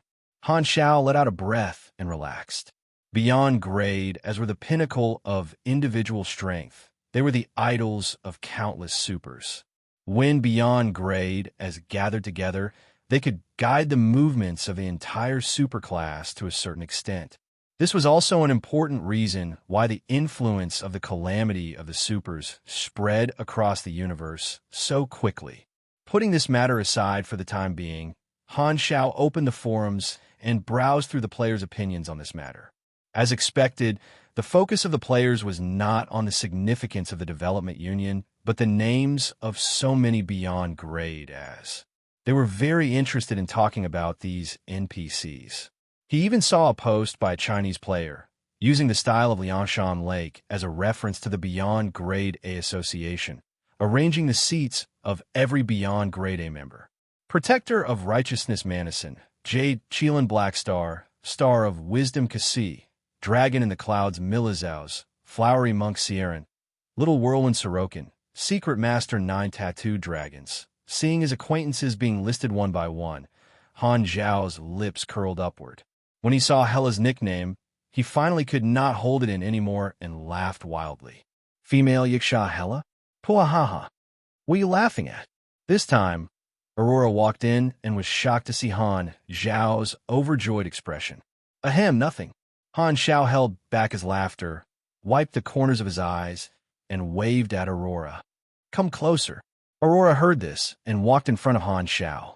She was suddenly summoned to the office, so she was confused.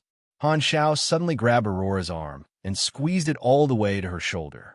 Aurora's body stiffened, and she stood where she was, curious and nervous.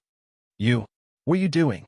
Han Zhao sized her up, retracted his hand, and said, I see that your bones are amazing. Even if you suffer a backlash, you can still hold on. What do you mean? Pa. Hearing this, Han Zhao took out the holy light particle containment device, slapped it on the table, and smiled. I went to the secondary dimension, this time, and found a new primal Esper ability entity. I want to inject it into your body. What do you think? Han Zhao explained. After some consideration, he decided to find a host for the holy light particle.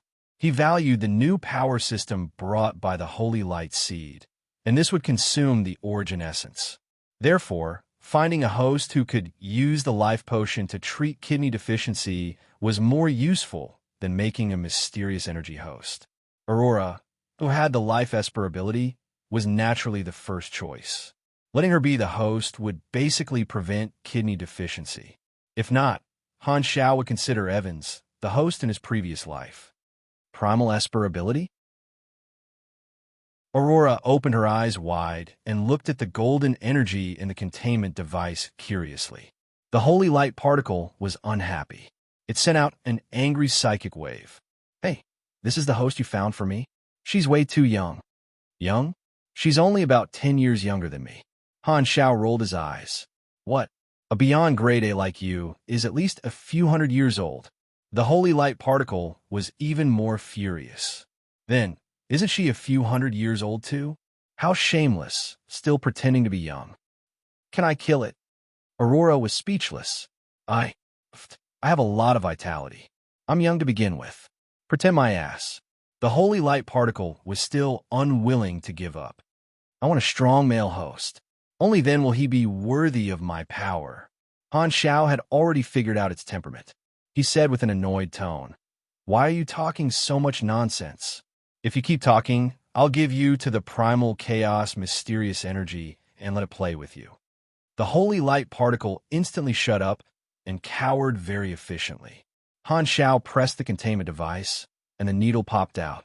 Seeing this, Aurora reluctantly reached out her hand, bit her lip, and let Han Zhao poke the needle into her body. Boom! The next moment, a strong light suddenly exploded before Han Zhao's eyes like a flare. Chapter 1090. The holy light particle was injected into Aurora's body, and it began to fuse with her cells. The life arcana in her body also instantly became restless, producing an intense reaction.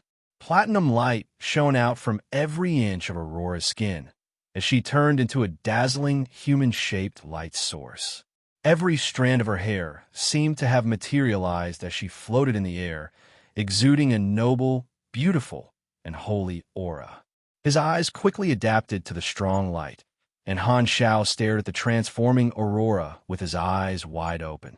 He held the empty containment device, and once there were signs of backlash, he would give Aurora another injection to suck out the holy light particle. To Han Zhao's relief, the fusion process was very smooth. When the light faded, Aurora slowly landed on the ground, as if she was still immersed in the feeling just now. Snap! Han Zhao snapped his fingers in front of her eyes. How do you feel? It seems quite comfortable. Aurora covered her chest with a look of uncertainty. Since there is no backlash, you are already the host of the holy light particle. Can you feel its power? You mean this? Aurora closed her eyes and felt it for a moment. She then extended her hand, palm facing up, and shook it slightly.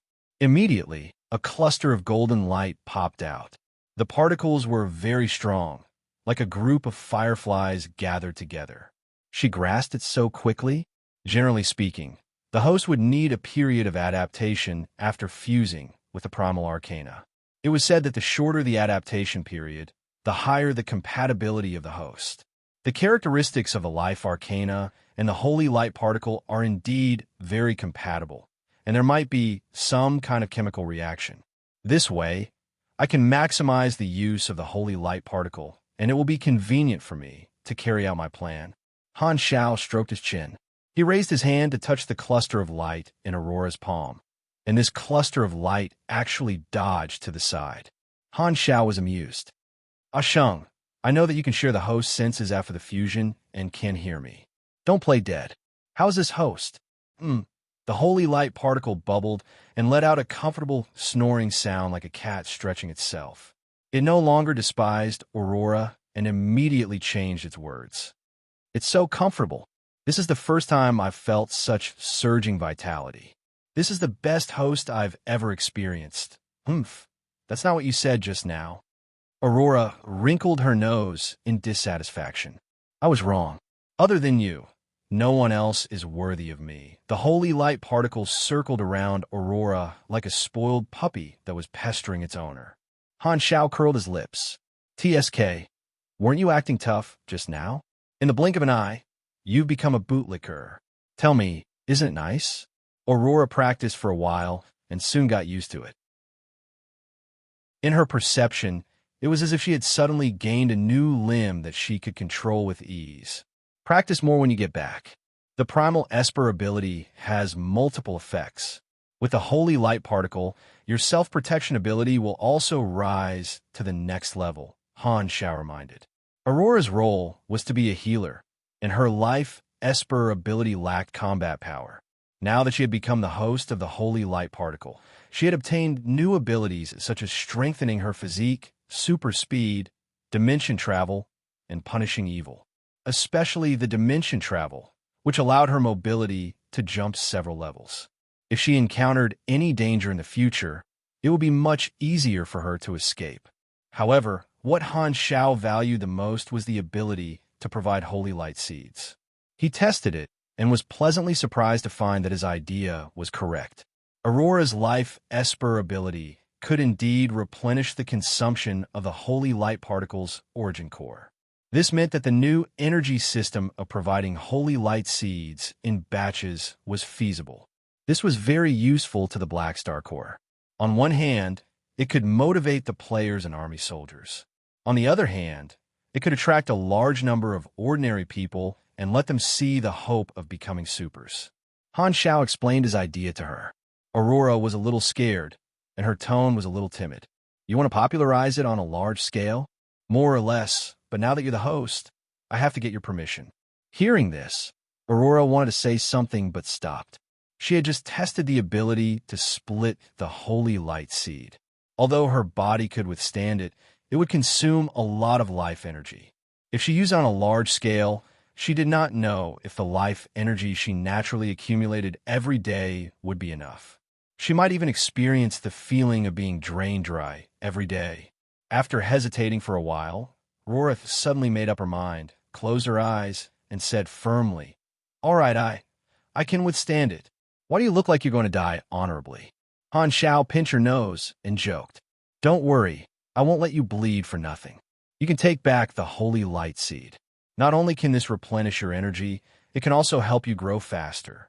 It's much faster than you accumulating life energy every day. It's not good to take away the fruits of other people's hard work like this. Aurora was a little resistant. This was not in line with her principles. Ha ha ha, Han Xiao laughed and said with the tone of a big capitalist, Isn't that simple? Money can't solve everything, but it can solve most problems.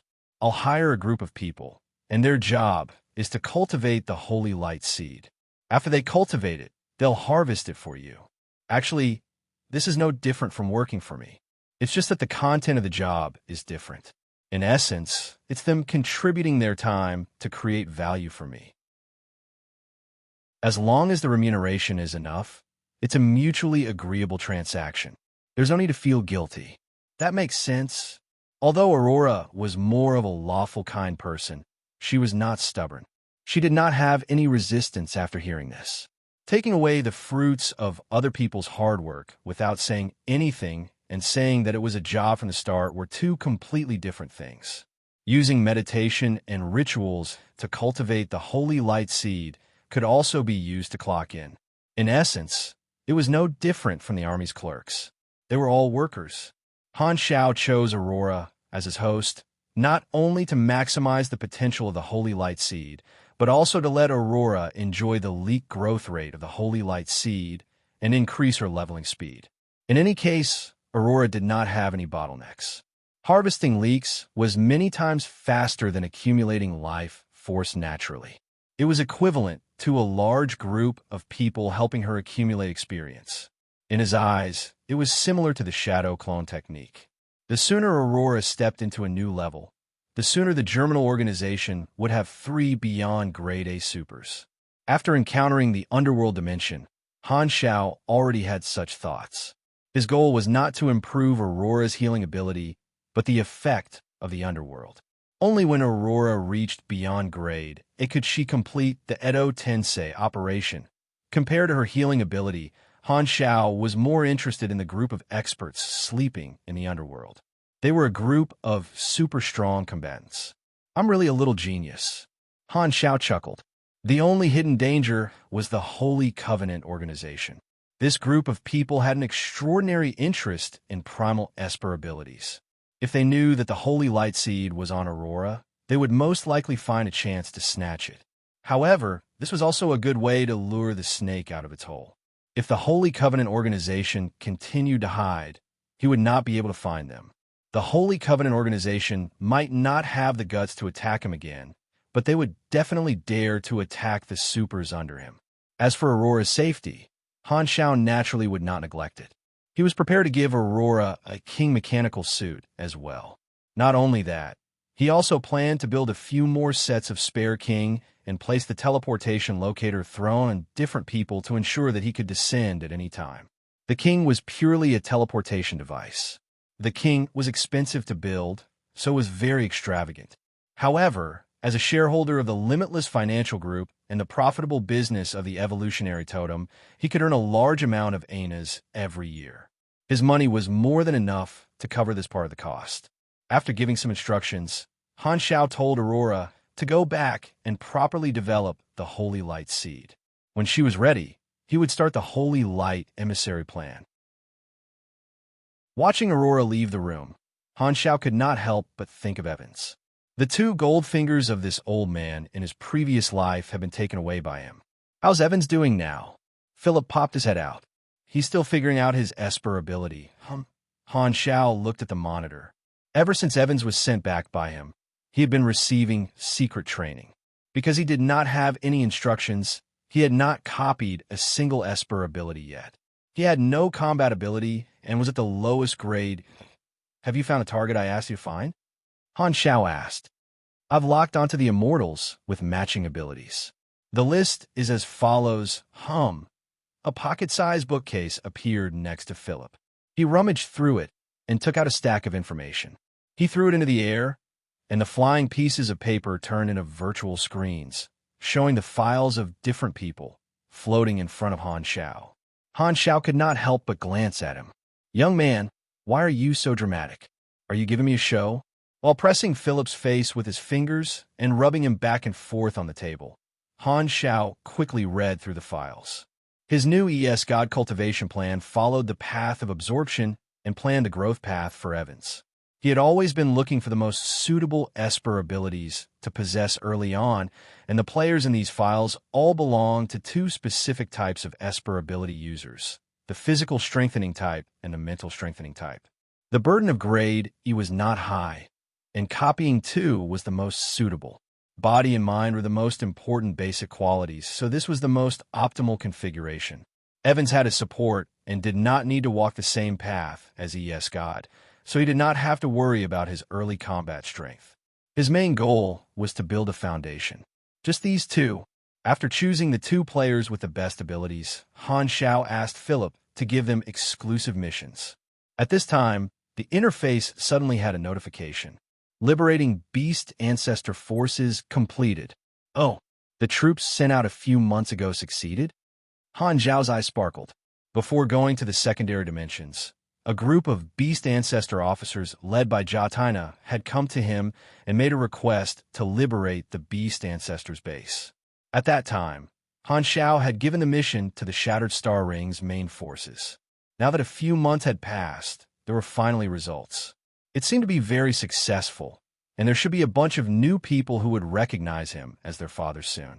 The last planet of Beast Ancestors' base was ablaze, as if the Earth was burning. The planet's defense facilities had all been destroyed, and a large number of spaceship fragments were floating in outer space. Black Star Corps battleships floated above the planet, using tractor beams to absorb a large number of resources and countless captives. Most of them were rescued mothers and ignorant young offspring. In the cabin of one of the transport ships, captives of different species were huddled together in groups of 2 or 3, full of uneasiness. Teams of Black Star warriors pulled everyone apart, separating the warriors, mothers, young offspring, and other captives. "Don't move, stand still," the captain of the transport ship commanded loudly. At the side, Mia, who was wearing a black combat suit and dressed in the style of Hela, had her hands crossed, using her forearm to support a mechanical spear. Her upper body leaned forward, placing her center of gravity on her arm. Her fingers were holding a bag of snacks, popping candy into her mouth from time to time. Her eyes scanned the large group of captives in front of her. Teams of Beast Ancestor captives were sucked into the cabin, and the crowd was a little restless, seemingly having the intention to resist. However, when they saw Mia standing by the wall, these restless captives trembled and quickly gave up on the idea. In the battle just now, they had personally seen a Calamity-grade officer guarding the base being brutally chopped into pieces by Mia. No one dared to mess around in front of her. At this time, there was a commotion not far away. Mia turned around and saw a few rescued mothers arguing with the Black Star warriors. "Who are you people? Do you know who our spouse is? How dare you offend us? Let go, don't pull me. When His Excellency Beast Ancestor returns, he'll crush you to death." These fellows were pushed into the crowd by the Black Star warriors, but they were still cursing and swearing. They could not stop mentioning the name of the Beast Ancestor. Looking at this scene, Mia pursed her lips and shook her head. At this time, the captain of the transport ship sighed. "It's very sad, isn't it? These mothers that are under house arrest by Beast Ancestor are basically isolated from the outside world. To most people, this is a dark and hopeless life, but there are a few people who are distorted and worship Beast Ancestor instead, taking pride in this identity. Although our mission is to save these mothers, there might be many people who do not want to be saved by us and only want to continue with their previous lives." Mia glanced at him and said, "Do your job. I only have the mission in my eyes. I'm not interested in this kind of thing." The captain of the transport ship stopped talking and continued to instruct his subordinates to do their work. At this time, Mia's communicator rang. Jatina's flirtatious and wild face popped up, but this face was now filled with a holy and motherly radiance. "How are the mothers and their offspring? Have they been saved?" Jatina asked impatiently. Mia smiled and said, "Don't worry, they've been saved. They're all very touched." "That's great. I'll report the good news to the army commander now." Jatina was overjoyed. "By the way, when you come back, I'll teach you a few powerful moves." Without waiting for a reply, Jatina hastily hung up the communication. "What an impatient person." Mia laughed. Although Jatina had made a mating request to her boss in public and was shocked for a moment, after interacting with her for a while, the army officers realized that she was actually very easy to get along with.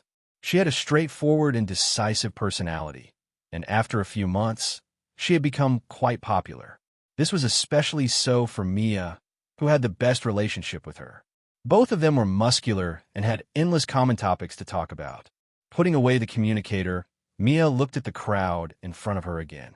Her gaze swept across the confused and panicked faces, and she heaved a sigh of relief.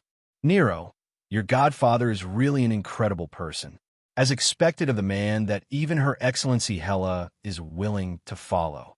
Although Black Star had defeated Garutan out of personal revenge, the result was indeed a great thing for the entire universe.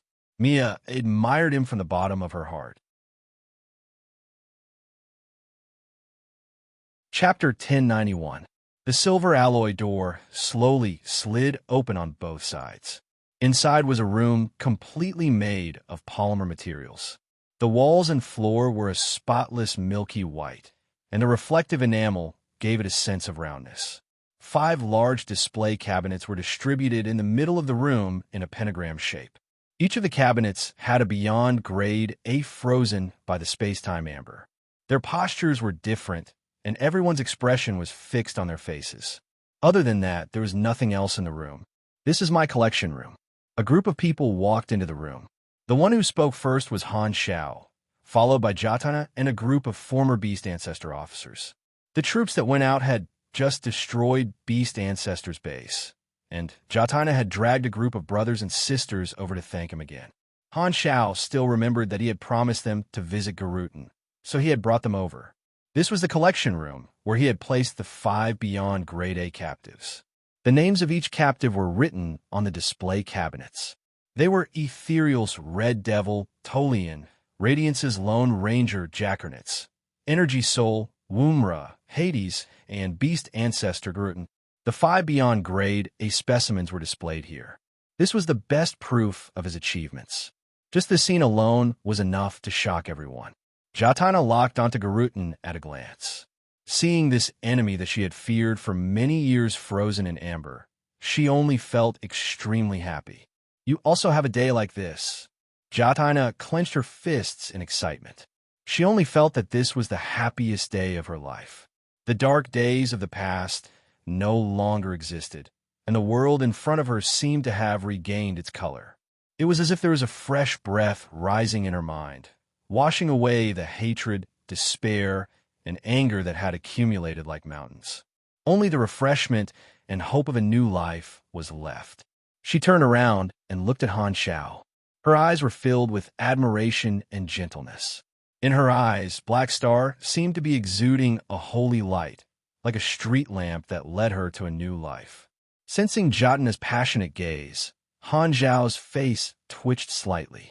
He hadn't had much contact with Jatana, but her straightforwardness and enthusiasm were still fresh in his mind. The reward of liberating the Beast Ancestors faction had been settled, and he had gained a lot of favorability. He estimated that Jatana's loyalty was almost off the charts. Han Xiao coughed dryly and said, "There are still some people among you who haven't been assigned a specific position. It just so happens that we've rescued a large number of Beast Ancestors' young descendants. I'll leave this group of people to you to teach. Is that okay?" "No problem." Everyone nodded. They were very happy with this arrangement. "Then you guys take your time here. I still have some things to take care of." Han Xiao found an excuse to leave by himself. Jatana and the others had been repressed for many years, and he did not intend to disturb this group of people to vent their emotions. Anyway, with Philip watching over them, he did not need to stay here. Returning to his office, Han Xiao thought about the personnel allocation in the army. Currently, the top Calamity grade combatants under my command are only Hardaway, Lothair, Fu Ding, and Jatana. The rest of them have yet to fully mature. These dozen or so Beast Ancestor officers have a lot of weight. Together with this group of rescued Beast Ancestors' young descendants, a new faction will be formed in the army in the future. There were no factions within the Black Star Army. The Black Star Army was also divided into various factions. Excluding Han Xiao himself, it could be roughly divided into a few large factions. The first was the Patriarch faction led by Herluz, which was further divided into smaller factions, such as Sunil, Godora, Blue Star, and so on. This faction represented the older members of the army. The second was the Academic faction led by Lagi and Nero, which was basically made up of graduates of the Super Academy and was very active. The third was the main faction, led by some of the Calamity-grade supers who joined later. This faction was the largest, and it was mainly made up of official warriors and mercenaries without any backing. The fourth was the administrative faction, led by Sylvia and Reynold, which was mainly made up of non-combatant clerks who were in charge of the army's daily affairs, logistics, and so on. After Jatina and the others gained a foothold in the army, there was an 80% chance that they would band together and form the Beast Ancestor faction, or rather, the Light faction. As for Hela, she was a lone wolf and did not have a faction. The influence of the Black Star Guards on the various departments of the army was limited, and their functions did not overlap. Thus, they could not form a faction. Loathair, who was running the Assassin Society outside, was a secret and could not be considered part of any faction in the army. These factions would also fight in private, but with Han Shao suppressing them, they were very restrained. Every large organization would have internal conflicts as time passed or expanded. However, the Black Star Corps had only been established for a short time and was still very young. Thus, the level of internal conflicts was very low, limited to the internal conflicts of some businesses. It was impossible to completely eliminate them. Everyone had their own thoughts, and it was impossible to ask others to contribute selflessly. Even a loyal backbone like Haluz had his own personal interests, which was to seek more benefits for the Sunil race. Power could constantly change people's thoughts. The longer the senior officers served the army, the more things they wanted. Furthermore, the supers who joined the Black Star Corps later on did so to seek a brighter future. Everyone wanted to climb higher, and no matter how big the cake was, the competition would not disappear. The same goes for the development union. It's just a startup now, and the concept of factions is vague.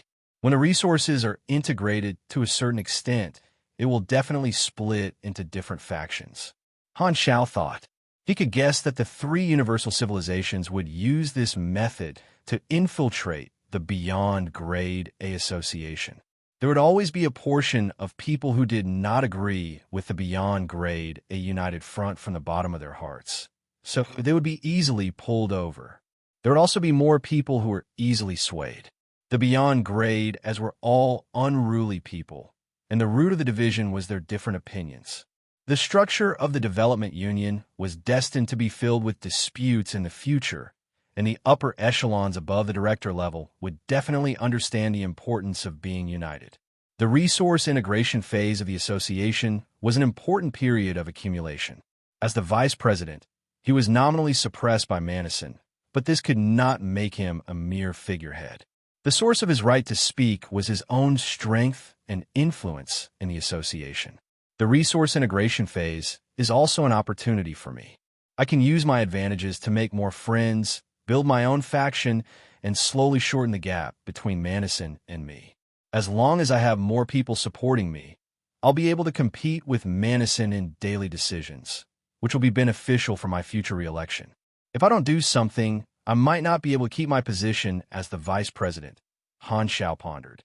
He had chosen to take a step back in order to accumulate. There was a good opportunity right now. Although the three universal civilizations had tacitly acknowledged the legitimacy of the development union, the Dark Emperor's mission had not ended yet. In other words, the honorary director Claudia in name would still make a move against the other members, which would undoubtedly damage the reputation of the development union. This was the provocation and contempt of the universal civilizations, as well as an aggressive test. In this case, those neutral Beyond Grade as hired by the supercluster civilizations should be panicking. This seems to be an opportunity for me to take advantage of it. If I exert influence on the dynasty and make the upper echelon stop the Dark Emperor's actions, not only will I be able to show the importance of my position as the vice president, but I'll also be able to gain the favor of these neutral Beyond Grade as. With this in mind, Han Shao asked Philip to send a message to all the neutral Beyond Grade as in the association. He first asked about their well-being, then mentioned the Dark Emperor beating around the bush. Although he had decided to deal with this matter personally, Han Shao did not want to keep a low profile. Helping others in secret was usually the act of a spare tire. He would either not do it or let everyone know that he was the one who did it. Therefore, Han Technician planned to first contact these neutral beyond grade as who were targeted by the Dark Emperor and have them raise this matter in front of everyone in the next plenary meeting. All the Beyond Grade A members would hold a plenary meeting every once in a while. The Development Union's reason made this behavior justifiable. This was also one of the original intentions of building a communication platform. Speaking of which, the Dark Emperor captured Traveler, and this guy pushed the blame to Sorokin. The dynasty will definitely not let this go. I wonder what methods they will use to punish the Limitless Financial Group. Han Xiao chuckled. Beep, beep. At this time, his communicator suddenly rang. Radiance and Ethereal had sent messages one after another. The content was the 11th revised ransom clause. Han Xiao browsed through it. Compared to the first version, Radiance and Ethereal's compensation terms were much more generous. Because he had not replied with any suggestions, the drafting staff of the two parties were about to go crazy. They deeply felt how terrifying a client who did not give any specific requests was. It's been a few months. The torture is about over. It's time to have a result. Han Xiao smacked his lips and changed some conditions on the basis of the two clauses, such as changing part of the resource compensation to gold-grade blueprints. The two universal civilizations had a lot of gold-grade blueprints in their inventory, and what they took out to exchange were all filtered conventional equipment. However, this was not important. Since this was one of the sources of God's trait transformation points, Han Xiao had a huge need for gold-grade blueprints. As soon as the two offers were sent out, the diplomats of Radiance and Ethereal were immediately excited. They immediately sent a communication request to Han Xiao to start a formal negotiation. Han Xiao did not torture the other party this time. After bargaining for a while, he came to an agreement to exchange for 3 universal treasure-grade blueprints. The first batch of captives he planned to return was Tolian and Hades, 1 each from each party. For the time being, he did not sell the captives of Radiance to Ethereal. Although this kind of provocation was useful, it also had its drawbacks. Anyway, he still had 2 other captives of Radiance in his hands, and they could be sold at a good price. Han Xiao now needed influence with the universal civilizations to increase his voice in the Development Union. The way to maximize his benefits was to bide his time. As long as there were captives in his hands, the Radiant Federation would have to give him face to a certain extent. Ethereal would also have a last hope, so he would not easily let go of all the captives. After confirming the agreement, Han Xiao looked at the 2 relaxed diplomats and slowly said, "I'll be waiting for the day you publicly apologize." Radiance and Ethereal had to publicly apologize for attacking the Black Star Corps. This was the first condition of the compensation agreement. Okay, please pay attention to the news. The 2 diplomats bowed in different manners before ending the communication. Their remote projections disappeared before Han Xiao's eyes. Han Xiao leaned back, crossed his legs, and murmured, "Radiance and Ethereal have already given up. The Federation's church has given in for the time being, and the dynasty has also fulfilled the decree of the evolutionary totem to repair their relationship with me. On the surface, they won't use force against the Development Union. This way, the 3 universal civilizations should be quiet for a while." He was very clear about the nature of the 3 universal civilizations. It would probably be calm for a few months or even a year.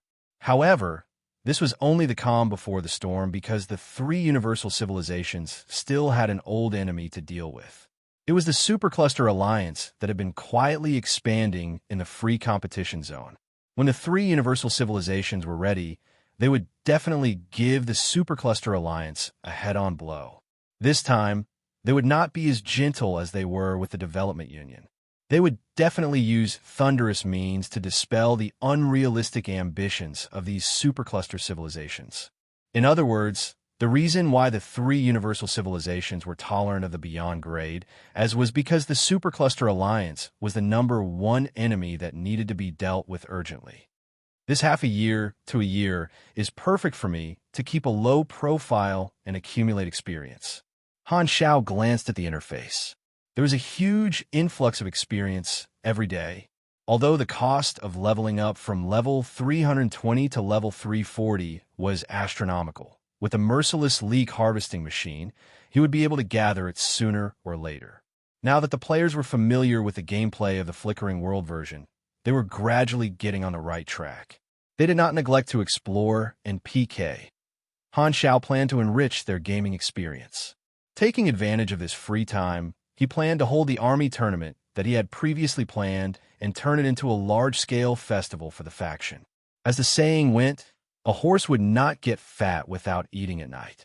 Only when the players were happy would they have more motivation to work. At the same time, in a secret location in Black Star Palace, a player named Paradise Disco was led by two mechanical soldiers into a dark tunnel. He passed through layers of security and walked into a dark tunnel.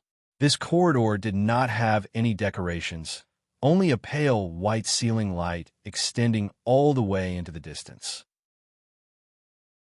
At the end of his line of sight was a metal wall at the corner. The tunnel was silent, and only the monotonous sound of footsteps could be heard. Paradise Disco only felt that the atmosphere was horrifying.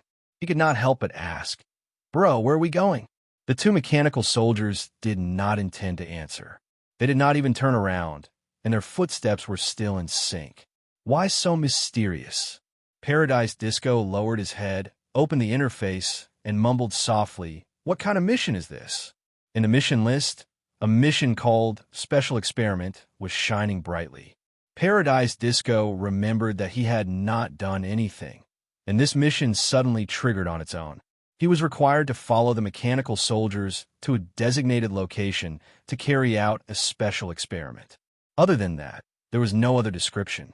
However, the reward was very generous, comparable to 7 or 8 Graby missions. His curiosity drove him to accept this mission, and he kept thinking along the way. Does this involve the secrets of the Black Star Corps? Has the army been carrying out some kind of forbidden secret experiment? Why am I the one who triggered it? Did I successfully sneak into Europe this time? Just as he was thinking, the two mechanical soldiers in front of him stopped. They had reached the end of the tunnel, and there was a plain, alloy door. After swiping the access card, the door opened. Paradise Disco looked in curiously, and a white laboratory appeared in front of his eyes. At this time, there was already another player in the room, and he also looked over. The two of them looked at each other, and they were both stunned. "You accepted the mission too? Special experiment, right?" "That's right, that's it." "Do you know what the mission is about?" "I don't know. I just got here too." "So mysterious. I like it." The two of them gathered together and exchanged information. Their curiosity was getting stronger and stronger. Since they had come to such a secret place like the headquarters, it was definitely not a small matter. At this time, a team of mechanical soldiers pushed 2 devices that looked like life support pods into the room. The 2 mechanical soldiers took out a mass device that could block one's senses and handed it to the 2 players. The leader of the mechanical soldiers said with an emotionless voice, "Lie in the pod, put on the mask, and wait for the experiment to start." The 2 players looked at each other and had no choice but to do as they were told. They suppressed their curiosity and went to sleep in the pod. Paradise Disco put on the mask, and he instantly fell into darkness. His vision, hearing, and smell were all taken away. This way, he would not know what was happening outside. His hands and feet were locked tightly, and he could not move at all. Under such circumstances, the waiting time was especially unbearable. Every minute and second felt like a year. Paradise Disco was getting more and more curious.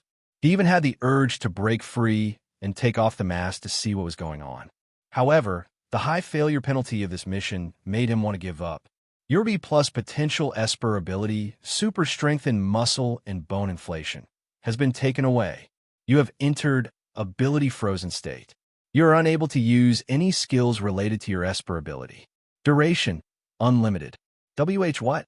Paradise Disco was stunned for a moment before his face turned pale. Chapter 1092. Where's my Esper ability?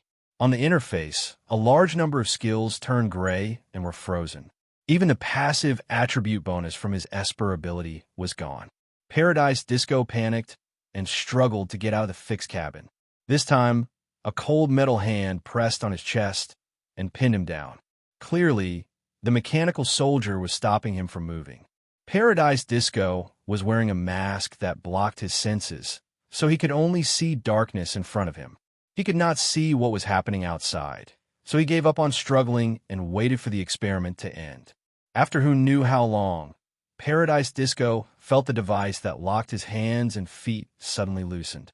He stood up immediately, took off his mask, and looked around nervously. He realized that the scene around him was still the same as before. The mechanical soldier seemed to have not moved at all. My Esper ability is gone. Are you the same? The other player who participated in the experiment was also released. He was surprised. Yeah, mine is gone too. The two of them quickly discussed the situation and realized that they were both in the ability freeze state that lasted for an unlimited amount of time. Paradise Disco hurriedly asked the mechanical soldier beside him, "What did you do to us just now?" The mechanical soldier answered according to Han Zhao's preset answer. Just an experiment. The army is developing a special device to suppress Esper ability genes. It might be widely used in the future. They are indeed developing a secret weapon. The two of them looked at each other and saw the realization in each other's eyes. Paradise Disco could not wait to ask the question that concerned them the most. Can our abilities still be recovered? Of course. In the research and development plan, the Immortals are the best experimental targets. According to the logistics department's deduction, the Immortals only need to revive once to refresh their body state and recover their abilities. In the future, the Immortals might be equipped with this kind of weapon, the mechanical soldier said expressionlessly. Hearing that their abilities could still be recovered, the two of them immediately relaxed and heaved a sigh of relief. The two of them did not doubt this explanation at all. After all, with the example of the Black Star Corps badge, evolution, developing a secret weapon sounded like something the army would do. In the eyes of the players, this evil organization was exactly the same as the Black Star Corps. This is the army's secret plan. You've all signed a confidentiality agreement. Remember not to reveal what happened here to anyone. As the mechanical soldier spoke, it returned the communication devices that it had confiscated before the experiment to the two of them. Its expression was rather serious. Paradise Disco took back his communication device and exchanged glances with the players beside him. Both of them could see the joy in each other's eyes. Confidentiality agreement? That won't be able to stop us. Do you think that by taking away our communication devices, you can prevent us from leaking out? How is that possible? The army can't possibly control the forums, right? Do you think the army will be able to find out about our post? The two of them were secretly excited and were already thinking about sharing this secret on the forum. It was not to destroy the interests of the army, but the urge to reveal spoilers could not be stopped. Didn't you hear what the mechanical soldiers said? The army might be able to popularize this weapon on a large scale in the future. Wouldn't that be another suicide weapon after the nuclear bomb backpack and the evolutionary badge? We found out earlier than anyone else, so we can boast to others.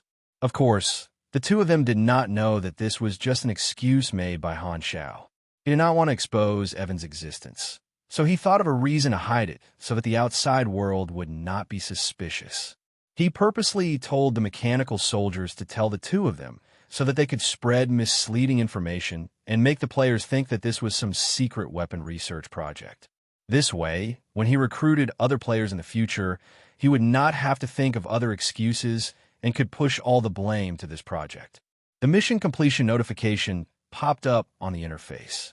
The two of them collected everything and were too lazy to go back the way they came, so they asked the mechanical soldiers to send them to heaven. A white light flashed, and the two of them appeared in the crowded base hall. The first thing they did was check their status. My abilities have really recovered. Paradise Disco was finally relieved. He immediately opened the forums and recorded what had just happened. He wrote the title, "Shocking. The Army's secret weapon is actually," and posted it. Reality proved that there was a reason why this post was so popular.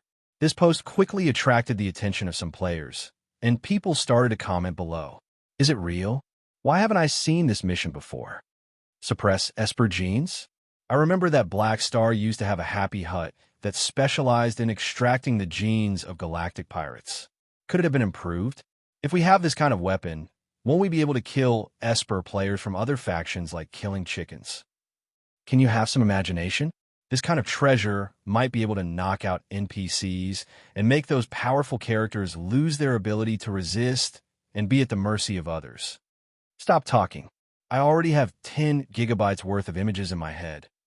Speaking of which, the army's secret weapons are getting more and more evil.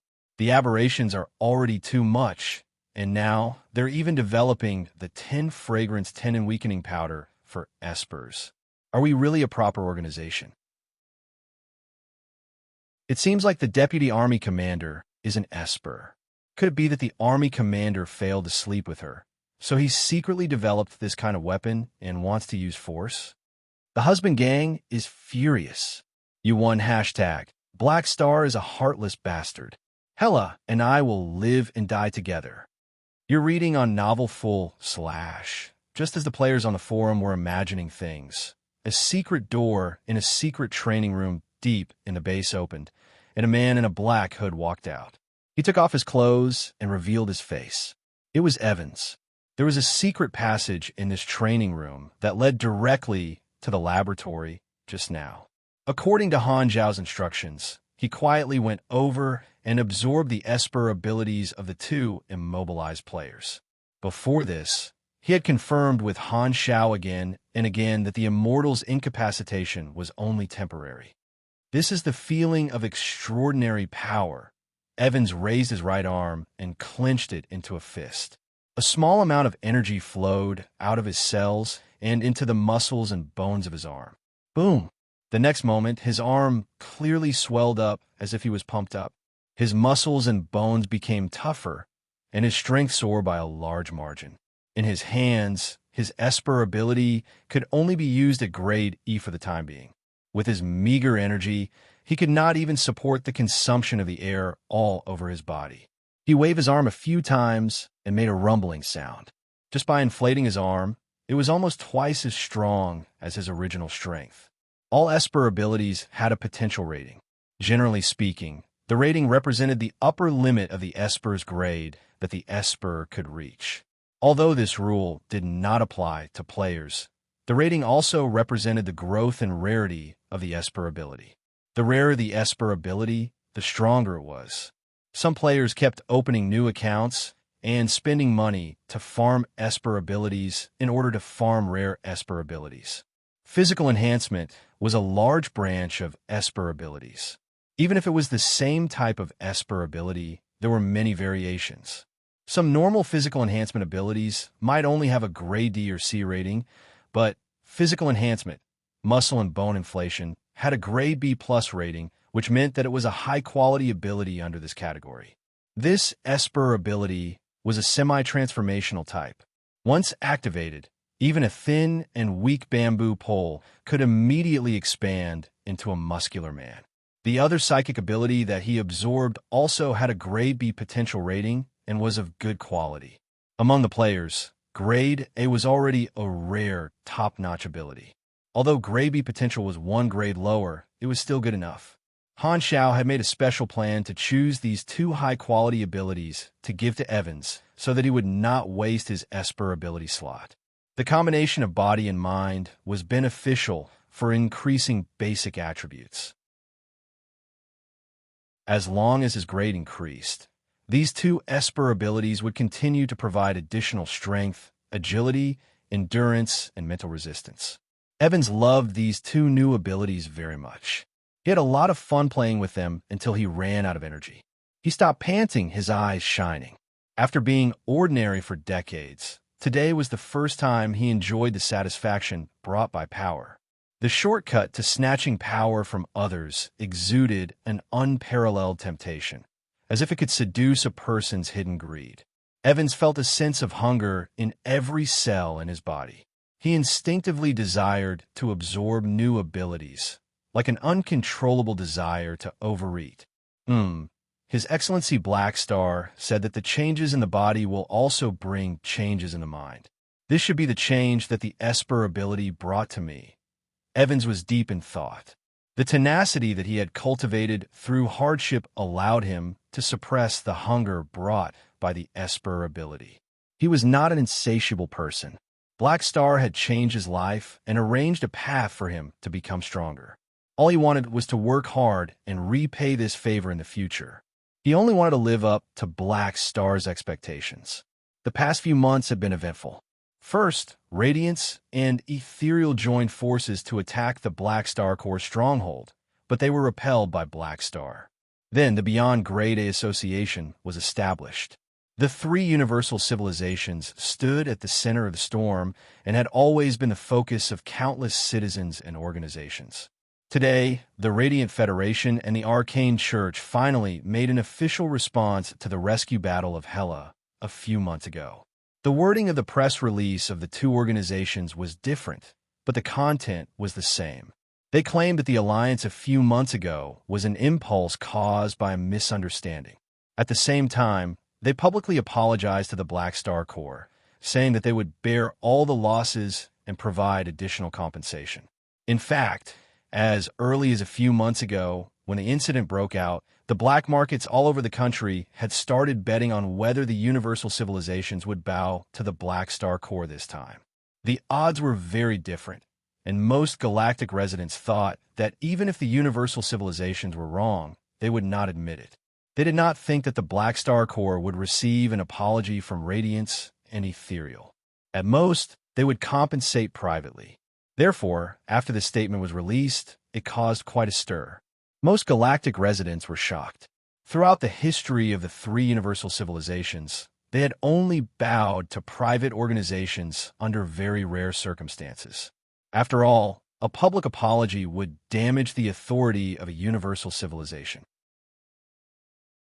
However, Radiance and Ethereal had chosen to bow to them this time, making the Black Star Corps one of the few private organizations to enjoy this honor. The dynasty was not willing to be left out. After Radiance and Ethereal made their statements, they officially opened the evolutionary totem business, announcing that the product would no longer be subject to restrictions and would officially enter the free market. Countless civilizations have been looking forward to this day for a long time. In an instant, a large number of orders filled the mailbox of the Black Star Corps. The stock that the army had accumulated during this time was continuously shipped out, and a huge amount of cash flowed into the army's account like a surging river. Everyone knew that the Red Empire's move was to get closer to Black Star. The three universal civilizations expressed goodwill to the same person at the same time. In the hearts of others, Black Star's reputation and status rose again. Even the Beyond Grade A Circle had the same opinion. Putting everything else aside, at least Han Zhao's position as the vice president of the Development Union was strengthened. The players of today naturally would not miss out on such an event. They discussed it endlessly in the Flickering World section of the forums. Qingmingzi, the army commander, still has some prestige, huh? Unknown name. Are there any old players who still remember version 1.0? Back then, who would have guessed that Black Star would be such an important NPC? Look at the main characters of those novice planets. None of them became like Black Star. They're all little brothers. Hedgie, why do I suddenly feel a little touched?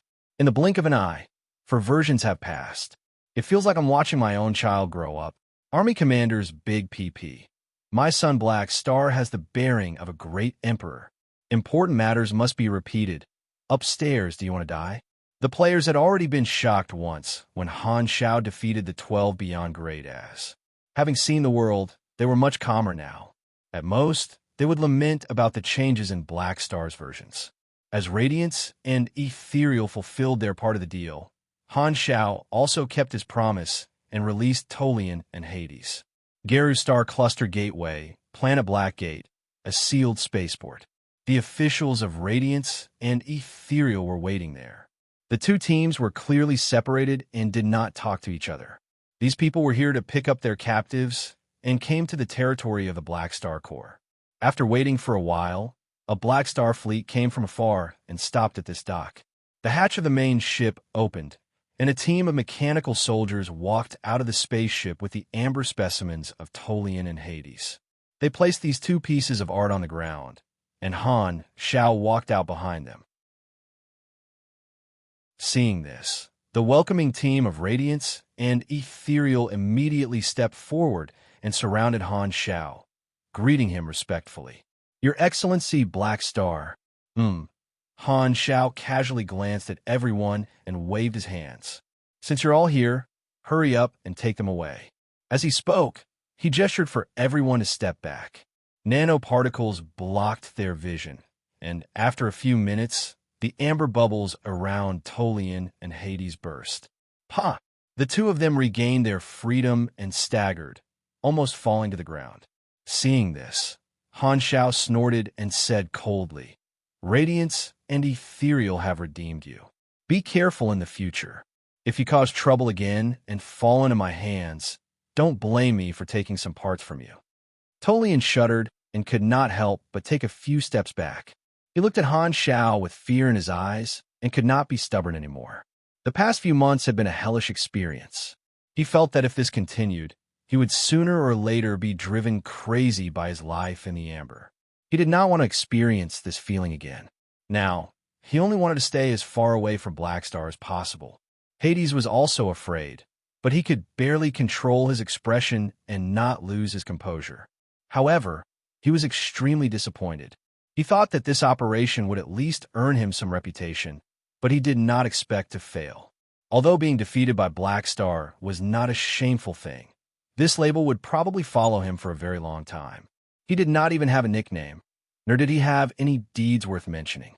If someone asked about his famous deeds in the future, how was he supposed to answer?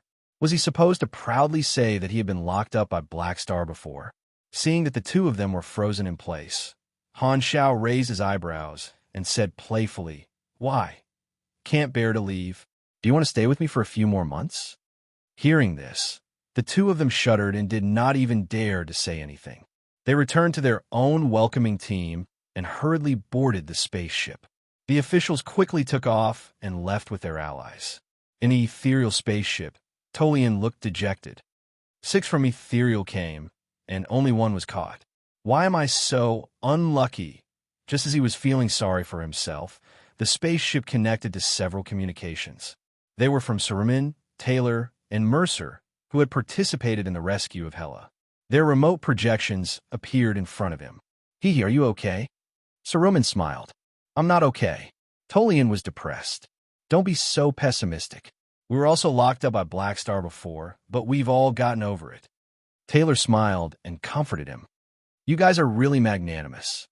When we come back, let's find a place to gather," Mercer said in a muffled voice. Tolian looked at the 3 smiling faces in front of him and suddenly understood. That's right, we've all been in prison before, so we have common topics to talk about. Could this be the tacit understanding between cellmates? He had not been in Ethereal for long. His previous life was a wanted criminal, so he could not squeeze into the beyond grade A circle of Ethereal. He was like a fringe person.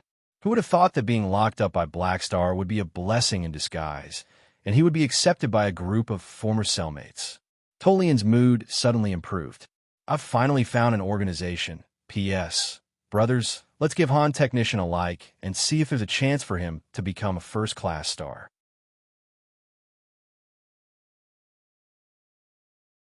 Chapter 1093. After releasing the 2 captives, Han Xiao did not leave Planet Black Gate immediately. Instead, he called the person in charge of the planet over and asked him to accompany him to inspect the orbital structure of Planet Black Gate. He also provided some guidance. On the way back, Han Xiao inspected the operation of the Stargate toll booths. The Stargate transportation network in the Black Star Corps territory was connected from the Garustar cluster to the free competition zone. It was convenient, fast, and one of the few complete transportation routes in the flickering world. Of course, outsiders would have to pay a fee if they wanted to use this Stargate route. Han Xiao fully utilized the talent of the Chinese to build roads if they wanted to get rich. He had set up a toll booth at every section of the Stargate. "This was a true example of this road is opened by me," but you have to pay the toll. With such a natural treasure trove, the army had already earned back the cost of building the Stargate in less than a year after the opening of the Flickering World. Such a terrifying profit margin fully proved one truth. How could the profits of doing business compare to the profits of occupying land? After returning to the Black Star Palace, the first payment for the ransom of Radiance and Ethereal was sent over. Radiance had paid the most. The 3 gold-gray blueprints were all provided by him. This time, he handed over the information of the first gold-gray blueprint. Mechanical deity exclusive weapon, universal treasure level mechanical creation, celestial punishment edge. In his office, Han Xiao chewed on a lava-flavored concentrated nutrition bar while looking at the blueprints sent over by the Radiant Federation. The blueprints that Radiance had taken out for exchange were mostly for superweapons used in combat. This was one of the blueprints that Han Xiao had chosen. According to the notes of the Radiant Federation, this was an idea proposed by the fanatical worshippers of the mechanical deity in the Saint Tyrical's race. Radiance had inherited their knowledge and modified it, incorporating some unique technology, and finally turned this incomplete idea into a blueprint. The complete design of this weapon was drawn on the blueprint, and it had some similarities to the technology of the Emperor's cape. Its appearance was a long mechanical blade with a complicated structure. It had powerful close combat technology, and, at the same time, it could transform into a giant cannon form and launch a variety of long-range attacks. Its power was just like its name, and the foundation was the Star Destroyer. The Celestial Punishment Edge was similar to the Emperor's cape, and the armed class was more proficient in it. Although Han Xiao was in the virtual class, he could also build it with the knowledge of all classes. But why is this style so strange? Wearing a battle robe and holding a large sword. Next time, give me a mechanical red hair, and I can play the role of the mechanical version of Guan Yu. Han Xiao complained inwardly.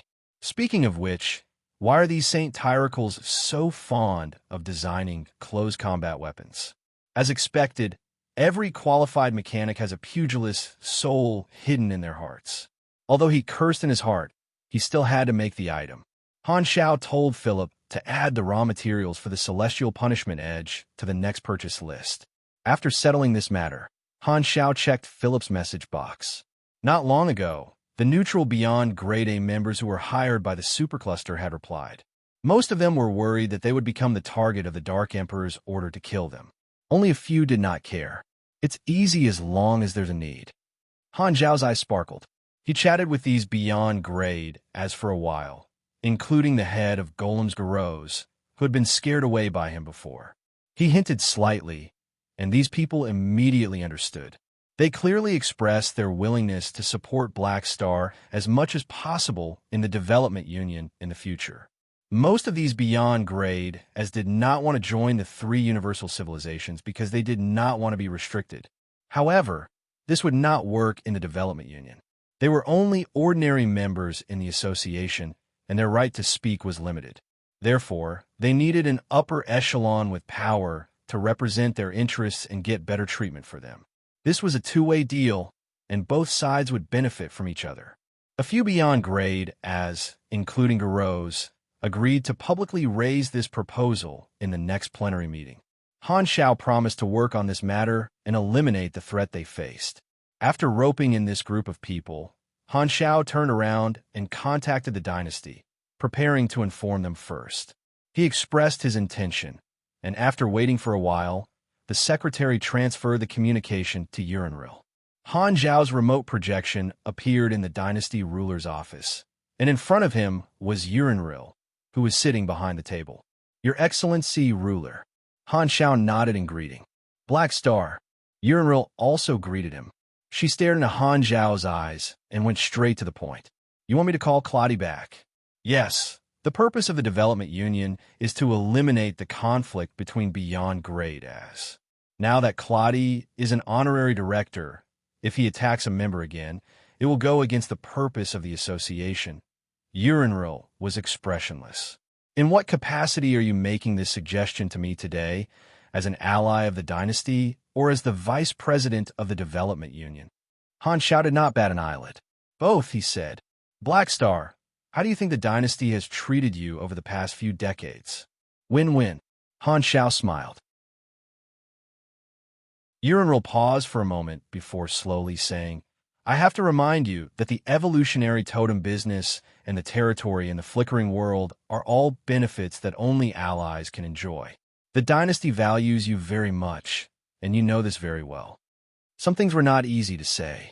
The dynasty did not object to Black Star becoming the vice president of the development union, but they did not want to see Black Stars but being too crooked. They hoped that between the two identities of being an ally of the dynasty and being the vice president, his position would be more inclined to the former. The Mecha Empire was an example. They had made too many contributions, and the Radiants had no choice but to reward them time and time again. As a result, the Mecha Empire grew stronger and broke away from their control. The dynasty did not want to create a second Mecha Empire. Han Xiao pretended that he did not hear Unravel's words and said, Claudia captured Traveler and another beyond grade A, reawakening the fear of others toward him. In fact, the mission has already been completed. If he continues to deal with others, it will be too much. Plus, when I was in the secondary dimensions, I even helped him. Otherwise, there would have been more accidents. That makes sense, Unravel said.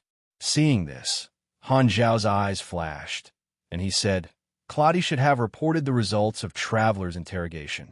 Sorokin also interfered behind the scenes. I wonder if the dynasty has put him on the Dark Emperor's list of punishments? The authenticity of the testimony still needs to be verified. Sorokin's motives are unclear, and Claudia is not suitable to appear. Unravel waved her hands. If the evidence is conclusive, the dynasty will deal with him. Hearing this, Han Xiao secretly gloated. Sorokin had been moving between the three universal civilizations, and now that Traveler had pushed the blame to him, there would be a huge problem in the situation he had worked so hard to manage. He did not know if the dynasty would use force like how they dealt with Traveler. If that was the case, Sorokin's hidden strength would be exposed. The two of them talked for a while. Unravel did not give a definite answer, only saying that she would consider terminating the Dark Emperor's mission. Han Xiao knew when to stop and politely left. A few days later, on planet Finn, the headquarters of the Beyond Grade A Association, in the Round Table Conference Room, the remote projections of nearly 100 Beyond Grade A members gathered for a routine plenary meeting. The Development Union was currently consolidating resources, and the focus of the discussion was the cooperation plans of the various Beyond Grade As. The atmosphere was lively. Everyone was a reputable figure, and they each expressed their own opinions. There was no bureaucratic style. Everyone put forward their own interests, then exchanged interests with the members who had different resources, slowly integrating each business and building a huge network of interests. For ordinary Beyond Grade, as this was a great opportunity to cooperate with other large Beyond Grade A organizations. As long as they were supported, they would be able to obtain huge profits. After talking about the daily affairs, Manison changed the topic and said, I'm not sure what to do. In the next meeting, the Development Union will introduce two new members, Tolian and Hades.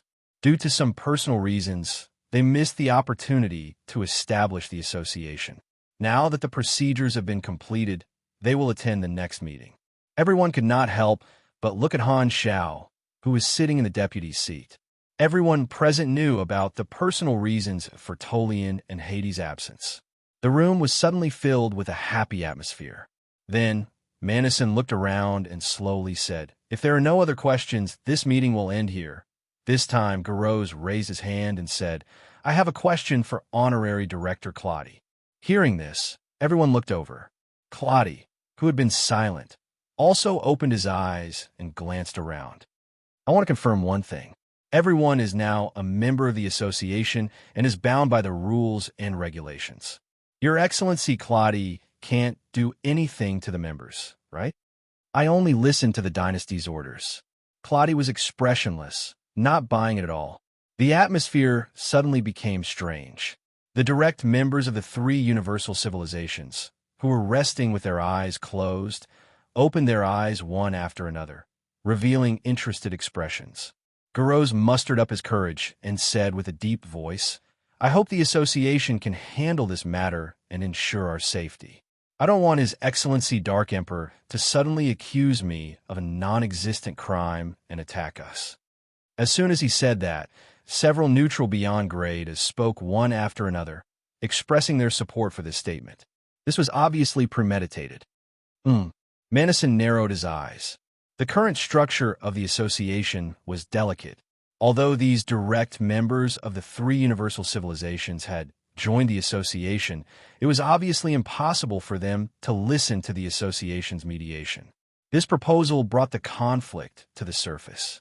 Although these neutral beyond grade as requests were reasonable, they were beyond the current scope of the association's ability. He did not have a right to make Claudia stop. However, the purpose of the development union was to mediate conflicts between beyond grade so it had to be carried out to the end. Manison could not say that he could not do it, or it would shake the foundation of the association and make people worry about the association's ability to enforce its own rules. "I'll try my best." Manison was about to agree first and think of a way later. However, before he could finish his sentence, Han Xiao suddenly interrupted and said, "What's wrong? Leave this problem to me. I'll handle it." Garose and the others understood and all thanked Han Xiao. "We'll leave it to Your Excellency Black Star. We'll wait for your good news." Claudia gave Han Xiao a deep look and did not say anything. Han Xiao smiled at Claudia and did not intend to speak either. Both of them knew that the person who could make the decision was not here. Han Xiao even pretended to comfort Garose, putting on a good show. At this moment, Manison, who was next to him, realized what was going on and gave him a meaningful look. Manison did not mind Han Xiao establishing the right to speak. The way he saw it, Black Star was on the same side as him. As long as he could do something, everything was negotiable. 7 days later, Claudia received an order from the dynasty ruler to stop the mission and leave the flickering world with the captives. This news quickly spread to the ears of all the members, and in their hearts, Han Zhao's reliability increased by a notch. Black Star had taken the initiative to take over this matter and successfully resolved it, proving his ability. Others knew that he had the ability to handle things and would naturally respect him. This principle was applicable everywhere. To Han Xiao, this was just a small episode that did not cost him much effort. As his position rose, his opinion could more and more easily influence the decisions of the dynasty's upper echelons on some unimportant issues. The dynasty ruler still gave him face and increased the authority of the dynasty's ally as the vice president. This was naturally better than him being controlled by Manison of Radiance. On the other hand, Aurora had already mastered the 18 positions of controlling the holy light particle after more than half a month of experimenting. Han Xiao did not delay and immediately announced the existence of the holy light particle to the outside world. He emphasized the new system of the holy light seed and announced that as long as one was an army member, they would be able to exchange for the holy light seed. The new source of power attracted the interest of the players and supers, but it was only interest. The ones who had the biggest reaction were the ordinary people. Almost everyone hoped to have power that surpassed ordinary people. This was the shortest path to breaking through the ranks. As long as they awakened it, they would immediately become a super with special privileges. However, everyone was born different, limited by their talent. Most people were destined to be ordinary for the rest of their lives. Now, an opportunity to change their fate was right in front of them, and the hope was not slim. As long as they worked for the Black Star Corps and accumulated enough contribution, they would have a 100% chance of obtaining extraordinary power. As soon as the announcement was released, countless ordinary people went crazy. The sensation it created was even more terrifying than all the previous deeds of the army. The previous deeds were just deeds, but this announcement was closely related to everyone's interests. Ordinary people had their own way of living. Even if they knew how powerful the Black Star Corps was, there were still very few people who were willing to apply for a job in a warlord organization. However, everything was different now. The attraction of the Black Star Corps to ordinary people instantly surpassed that of 99% of the industries. In just 5 days, the number of ordinary people who applied to join the army surpassed the total number of people in the Black Star Corps. The number of ordinary people in the entire universe far exceeded the number of supers. In a secret research base of the Holy Covenant organization, a researcher placed a cooler in front of Law and Faye, opened the lid, reached into the white cold air, and took out a device that looked like a small radar.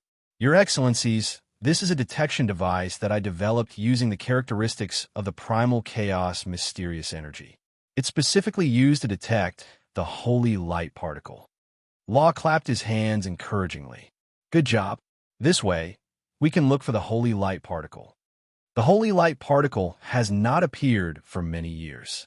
It's probably sleeping in some secondary dimension and is now ownerless. This is our chance. Is the detection range of this device large enough? The researcher had a confident expression. Don't worry, this device can work with a cross-dimensional detection radar. It's definitely enough. That's good. Faye nodded in satisfaction. Quickly equip it, Law urged. We need to get the holy light particle as soon as possible. Understood. Before he could finish speaking, an adjutant hurriedly ran in with a communicator in his hand and said anxiously, Sir, Your Excellencies, look at this news. Law and Faye leaned over to take a look and were dumbfounded. The image on the communicator was the announcement that Han Xiao had made. We're done for, Law mumbled to himself. Not only the primal chaos mysterious energy, but even the holy light particle was obtained by Black Star? What kind of luck was this? They successfully attacked Black Star last time because the other party was not prepared and did not understand their weapons. The two of them originally thought that they would never have to deal with Black Star again, so they were very relieved. However, they did not expect that Black Star had another primal esper ability that they needed. The two of them looked at each other and saw the helplessness in each other's eyes. It would have been better if it was another beyond grade A, but why did it have to be Black Star? Now that Black Star was prepared, the risk of taking action again was at least 10 times higher. They were probably dreaming if they wanted to ambush him again. Are we still going to rob him? Don't drag me down if you want to die. Faye's tone was filled with disdain. Then what do we do? The holy light particle is in his hands. We have to find a way to get it back. How would I know? The two of them were about to explode. What should we do? The researcher looked around and could not help but ask. Do we still need to install this detection device that I developed? What do you think? Author's note. Thank you for the 2,470,000 reward from the Silver Alliance. Han Technician was promoted to grade 1 star. Awesome.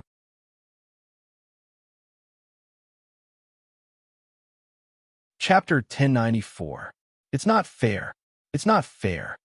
Inside the exclusive combat room of Black Star Palace, the mysterious energy host, who was standing by the door, did not want to be left out. He kept nagging at the two people training in the field. Han Xiao raised his hand and crushed Aurora's holy light impact. He could not help but dig his ears, feeling as though they were about to form calluses. Ever since he learned that Han Xiao had found a host for the holy light particle, the primal chaos mysterious energy had lost his mind.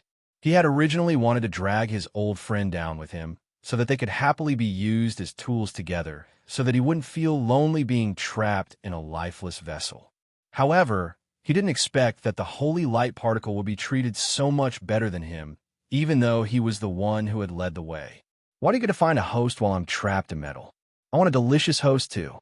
During this period of time, as long as Han Xiao called it out, the primal chaos mysterious energy would constantly nag in his ears, harassing him endlessly.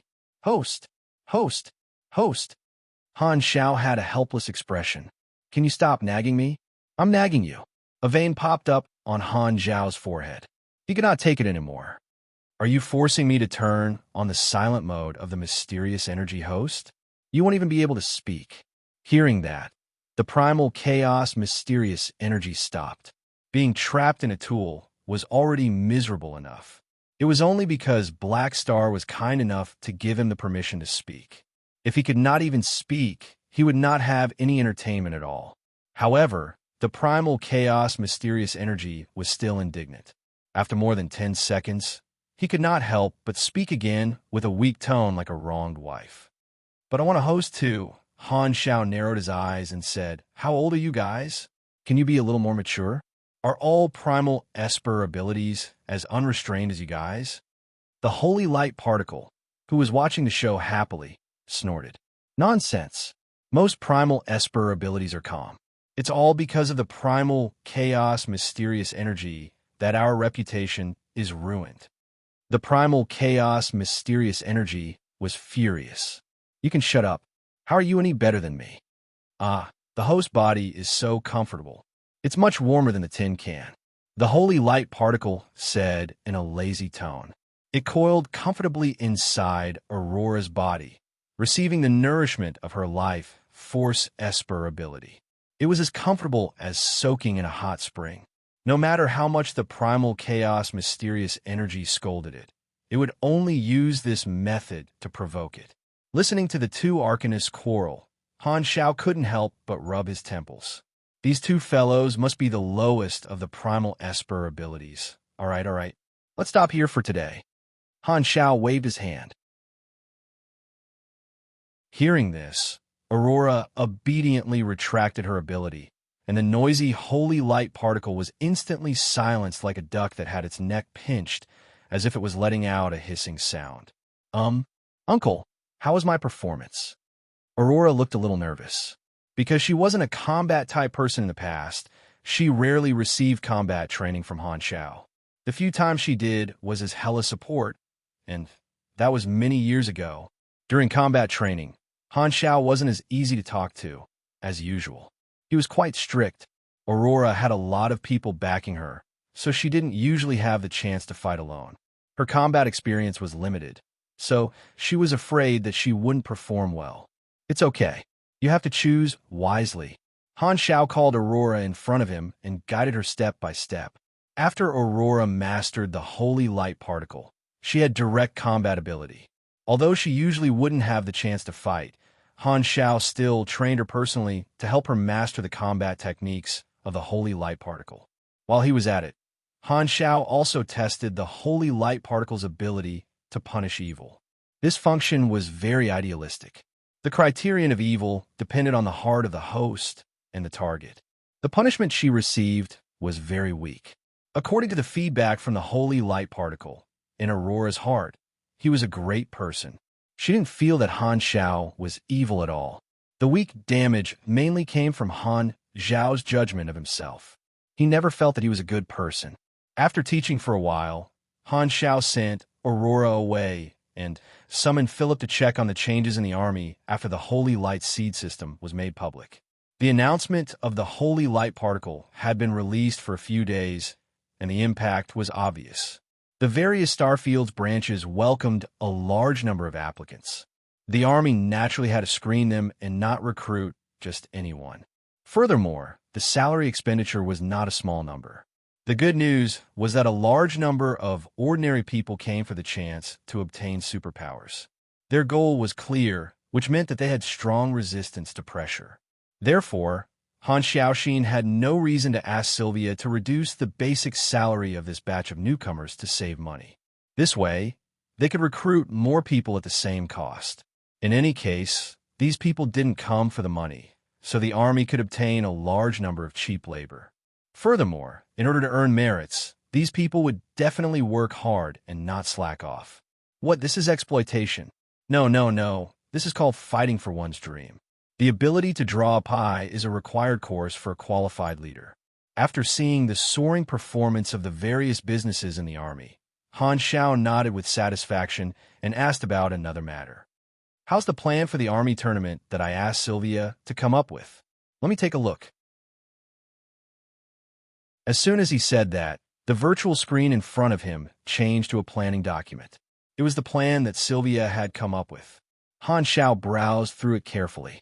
Sylvia had basically designed it according to the framework that he had given her. Sparring was only one of the events. There were also all kinds of technical, sports, and entertainment competitions. There were all kinds of events, of which sports and entertainment were the most common. Furthermore, the members of the army could also apply for events themselves. As long as it was reliable, there was a chance that it would be accepted. Han Xiao had no doubt that the players would apply for football and turn the style into Shaolin football. According to the strength of the members of the army, they would be divided into groups according to their grade to ensure that they would all meet competitors of the same level. At the same time, he decided to give the players the choice of being in an individual group or participating in the grade group where the NPCs were. Of course, this kind of event could not be lacking in incentives. As long as they obtained a good ranking in different groups and events, the army would give them generous rewards. This would ensure that most of the army soldiers would be interested in participating. In order to let the members who did not participate or were eliminated early participate, Sylvia suggested that the officials open a betting pool for each event. This way, they would be able to gain the attention of the entire army. As a warlord organization, there were quite a lot of gamblers. Even those who were not good at gambling would be motivated by the majority. At the same time, they could also be the banker and earn back the cost of the event. Sylvia even planned to sell tickets and collect broadcasting fees to broadcast to the universe. Han Xiao felt that this was a good idea. He might be able to make use of this opportunity to run a competition alliance, just like the various sports leagues in his previous life. He would create a platform for supers to show off their abilities. It would probably have a huge audience in the universe. In the future, he might even be able to get other beyond Grade A organizations to join. Since the Development Alliance prevented armed conflicts, he might be able to use this competition as a way to display his strength and let his officers make a name for his organization.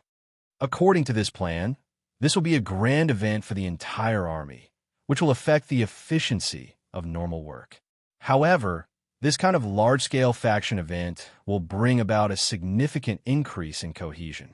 Not only the players, but the normal army members also need to adjust themselves outside of work. It's like a school sports day or team building. Han Xiaoxi mumbled. To the players, the focus of the Flickering World version was to make use of the tide of the times to compete with each other. This was the first national war in 4 versions, and the ultimate goal of the clubs was to achieve good results in the International League. Therefore, if he were to hold a larger competition as an NPC in the early to middle stages of the version, it would definitely be popular among the players and become the prelude for the Pro League. This way, the attractiveness of the faction would increase, and it would go from a powerful organization with many benefits to a tournament organizer in the eyes of the players. If he wanted to participate in the army tournament, he would have to join the army.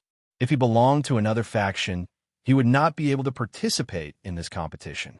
Once the players recognized the importance of the army tournament, the army would be like the guiding faction in version 2.0, becoming an organization that many players had to join. This kind of large-scale faction event is not suitable to be held too frequently. It's best to hold it once every 5 to 10 years. Plus, it has to be given a good name. The army tournament is too boring. Thinking about his poor naming talent, Han Xiao was not very confident, so he brought up Philip. "Give me a name." Philip tilted his head and said, "How about the Army Gala?" Han Xiao's face twitched. "Why don't you call it the Spring Festival Gala? That's too old-fashioned. Let's change it to something cooler." Then, the Cosmic Hyperstimulation. The Black Star Corps will dominate the Universe #1 Martial Arts Tournament. Damn it. What kind of messy information did those Japanese players upload to Philip? It's better to be a little more simple. Philip changed a few names, and Han Xiao decided to officially call it the Black Star Cup Army Tournament, or the Black Star Cup for short. It was simple and clear, and it also highlighted his name. After improving the plan, Han Xiao sent it to Sylvia and decided to release the announcement of the first Black Star Cup. Such a large-scale event would take a lot of time to prepare, so he decided to use the Pro League as a reference and release the announcement first. The scale of the Black Star Cup was much larger than the Pro League. The Pro League was only for the players, but this was for the entire army. Although there were more than 8 million players in the army, compared to the total number of people in the army, this was only a small number. However, now that most of the players had reached Grade B, their importance could not be compared to the past. They were already considered the pillars of the army. In the universe, Grade B supers were considered the backbone of the army.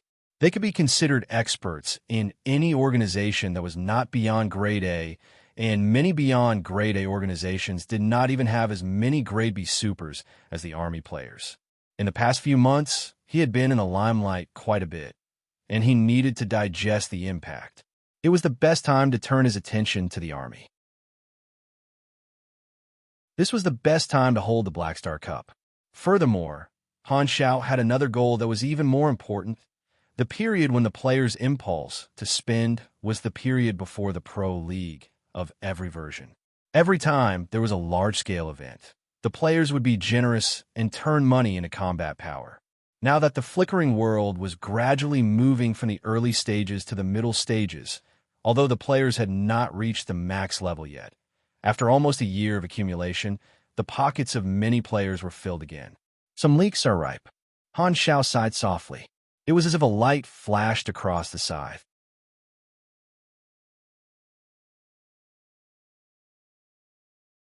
Chapter 1095. In the free competition zone, on a certain planet in the Emerald Star Cluster, on a yellow wasteland filled with strange rocks, hundreds of shuttle-shaped low-altitude combat vehicles were fighting fiercely. They shuttled between the cliffs and peaks that were like obstacles, using them as cover. Scorching laser beams passed by one after another, hitting the cliffs along the way. The protruding rock mountains collapsed one after another. There were 4 kinds of organization symbols on the outer armor of these low-altitude vehicles. One of them was the guild symbol of Rivervale, and the other 3 were the emblems of different foreign clubs.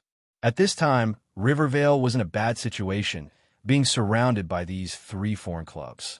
They had no choice but to fight while escaping to prevent being surrounded. In one of the carriers, Maple Moon stood in the pilot's seat. Her hands were on the spherical control devices that were specially used by mechanics on both sides. Flashing mechanical force connected the devices, turning the spaceship into an extended limb that could move according to her will. While dodging the focus fire, she fired a shot from the main cannon and destroyed one of the pursuers. However, a few black shadows visible to the naked eye flew out from the flames of the explosion. They were the players in the enemy's ship. One of the mechanic players threw out a compressed orb and turned it into a new vehicle, carrying a few people and chasing after them again. Seeing this, Maple Moon could not help but open the team channel and said helplessly, "There are too many enemies. If this continues, we will run out of stock. Why don't we just die and go back? We don't want this batch of resources. Hang in there a little longer. Our allies are on their way." Mad Blade focused on dealing with the enemy spaceship and was a little annoyed. This planet was originally controlled by a small mining organization. Rivervale, Long Sky, and the other guilds cooperated with them, providing military guarantees in exchange for a share of the mining profits. This was the common way for the guilds in the free competition zone. However, a few of the middle management members of this mining organization had been instigated by a few foreign clubs from Southeast Asia, and they had secretly helped them hide on the planet. When Frenzied Sword brought his men over to receive this batch of resources, the 3 clubs that had been lying in wait immediately jumped out and caught Frenzied Sword and his men off guard. Nowadays, the battle between players was getting more and more complicated, and they were getting more and more familiar with using small organizations. They had self-taught themselves how to bribe, threaten, and interact with NPCs. What Mad Blade had encountered this time was only a small skirmish. The larger guilds had already begun to form alliances with each other. All sorts of infiltration, backstabbing, and betrayal had emerged one after another. The transportation vehicles of Rivervale were destroyed one after another, and the players could only land on the plains. Maple Moon led the mechanic-class players to form a fortress and counterattack from the air. The other party also landed a group of players, and the 2 sides started fighting on the plains. As they didn't have the numbers advantage, the situation in Jiang City was worrying. After fighting for a while, a few battleships suddenly appeared in the depths of space and rapidly approached. They were Long Sky and the other allied guilds. When the 3 foreign clubs saw this, they immediately took off and returned to the spaceship that was on standby in outer space. Before the reinforcements arrived, they escaped with a leap. Their movements were very practiced, and it was obvious that they had been prepared for this. Are you guys all right? How Tion and the Long Sky battle team landed beside Mad Blade and the others. They glanced at the mess on the ground. Sai, we've been tricked.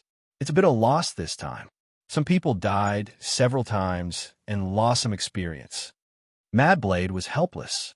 There was a limit to the number of times a player could die every day, and the penalty would gradually increase with the number of deaths. The players were not afraid of death, but they had to die for a reason. Dying without any benefits was naturally a loss. Now, these foreign clubs have their eyes on our Chinese guilds and have teamed up to target us every few days, Maple Moon complained. There's nothing we can do about it. We earn the most and have the strongest faction. Sleepy Winter shrugged. Now that the Chinese clubs were riding on the halo of the Black Star Corps, they were doing very well in the free competition zone. What followed was the targeting of the foreign clubs. The previous plan of these clubs to sow discord between countries had failed, and they could not make use of the players in their own faction. They could only do it themselves. In the past few months, they had been harassing the Chinese clubs with the goal of delaying the development of their opponents. Mad Blade was a little worried. It's fine normally, but if we also get attacked in the Pro League, it will be difficult for us to achieve anything this season. If we also win this season, our China will be the 3-time champion dynasty and enjoy the fame for 3 seasons. The clubs from the other countries will definitely not want to see this, Rainy Kim said calmly. Participating in the competition was to gain fame. Fame was traffic, and traffic was profit. The ultimate goal of the professional clubs was to make profits. The International League was the only large-scale open tournament for the professional teams to increase their fame. Other than that, where else could there be so many people paying attention to the professional teams? Therefore, if China took the lead, it would be equivalent to blocking their path to wealth. The clubs from the other countries would not be willing to just drink the soup, and some of them would not even be able to drink the soup. Therefore, some people would use any means to attack the strong enemy. Everyone was a competitor. If one side was too strong, the others would definitely band together to snipe. It was understandable. Beep, beep. At this moment, the communicators of everyone present rang at the same time. Everyone looked at each other in surprise and looked at their communicators. When they saw the message clearly, they were all slightly stunned. Black Star Cup. On the communicator was a fresh army announcement. Army announcement. Black Star Cup Army League gathering order to the entire army. The Black Star Corps has always been on the path of rapid development. With the expansion of our business, the scale of our personnel is getting larger and larger. In order to increase the understanding between the members of the various departments, increase cohesion, and, at the same time, to select talent from various fields, the Army has decided to hold a military parade. From today onwards, we will be preparing for the first Black Star Cup Army League. For details, please see Appendix, Competition Rules, Collapse/Expand. As long as you are a member of the Army, you can participate. As long as you achieve good results, the Army will not be stingy with your rewards. We welcome everyone to participate. Army Commander Black Star, just looking at the content of the announcement, everyone did not feel anything. However, when they opened the appendix, the dense content spread out before their eyes. Everyone's eyes became brighter and brighter. They were all shocked by the scale of the Black Star Cup. Oh my God, the scale of this faction event is too big. Maple Moon covered her mouth with a face full of shock. And we can even apply for the event on our own? Twinkle Fried Rice's eyes widened. Just looking at the introduction, the players present were extremely excited. Compared to the scale of the Black Star Cup, the International League was just a small matter. Mad Blade and Hao Tion looked at each other. Both of them thought of more things. This is a good opportunity to increase our popularity. Mad Blade said excitedly. An event of this scale definitely won't lack attention. There are also close to 10 million Army players as the natural audience. That's right. Although it's an event organized by NPCs, as long as it attracts attention, it can also bring in traffic and replace the International League, or even better.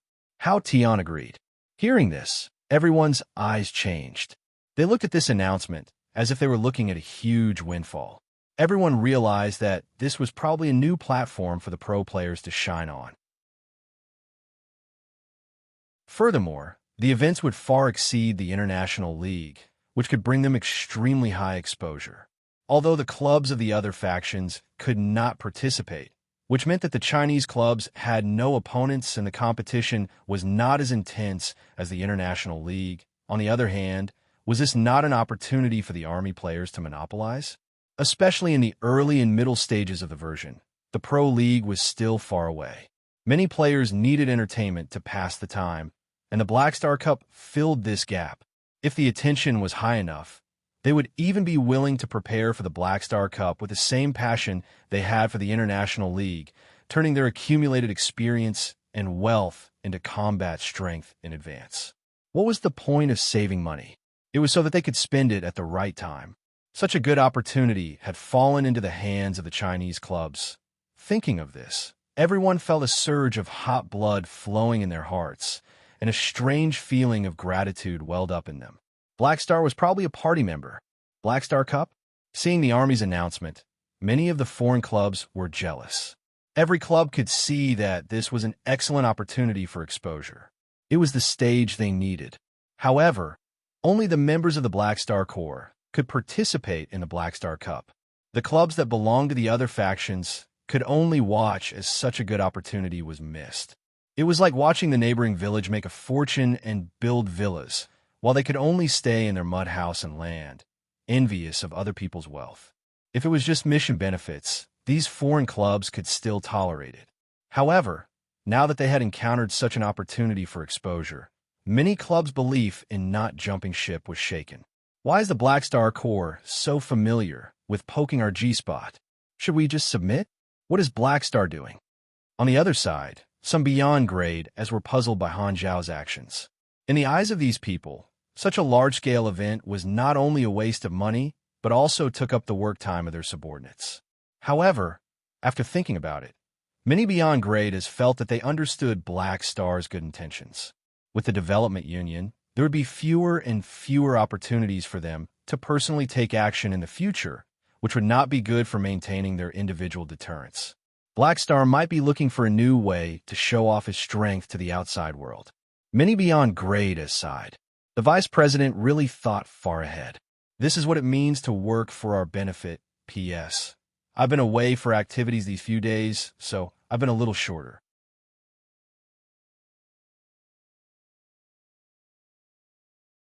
Chapter 1096. The day after the announcement of the Black Star Cup, countless media outlets and financial group representatives waved their cash at the door, wanting to buy the broadcasting rights. In the large conference room of the Army's headquarters, Sylvia sat at the head of the table. Countless remote projections of the representatives sat below, discussing nonstop. The room was filled with buzzing sounds. Silence. Sylvia knocked on the table, and the entire room indeed quieted down. Everyone stared at her. As the chief administrative officer of the Army, Sylvia was also in charge of external communications. In the eyes of many organizations, she was undoubtedly an important figure. Even if the representatives present were the upper echelons of various media outlets or financial groups, they were still very obedient in front of Sylvia. Sylvia looked around and said with a serious expression, "Everyone has the same intention. Everyone is here for the same reason." Regarding the Black Star Cup Army League, the Army commander wants to create a comprehensive sports event for supers. The scope of the first competition will be limited to the Army for the time being, but people from other organizations may be invited to participate in the competition in the future. The specific details are in the introduction of the competition rules. The Army hopes that the competition will be broadcasted to the entire universe, so the broadcasting rights will be sold according to region. The planet-level broadcasting rights will not be sold separately. The lowest price is the Star Zone broadcasting rights, priced at 15 million ANAs. The Star System broadcasting rights are 120 million ANAs, and the Star Cluster broadcasting rights are 980 million ANAs. These will be paid in 1 to 5 installments. This is only the reference price.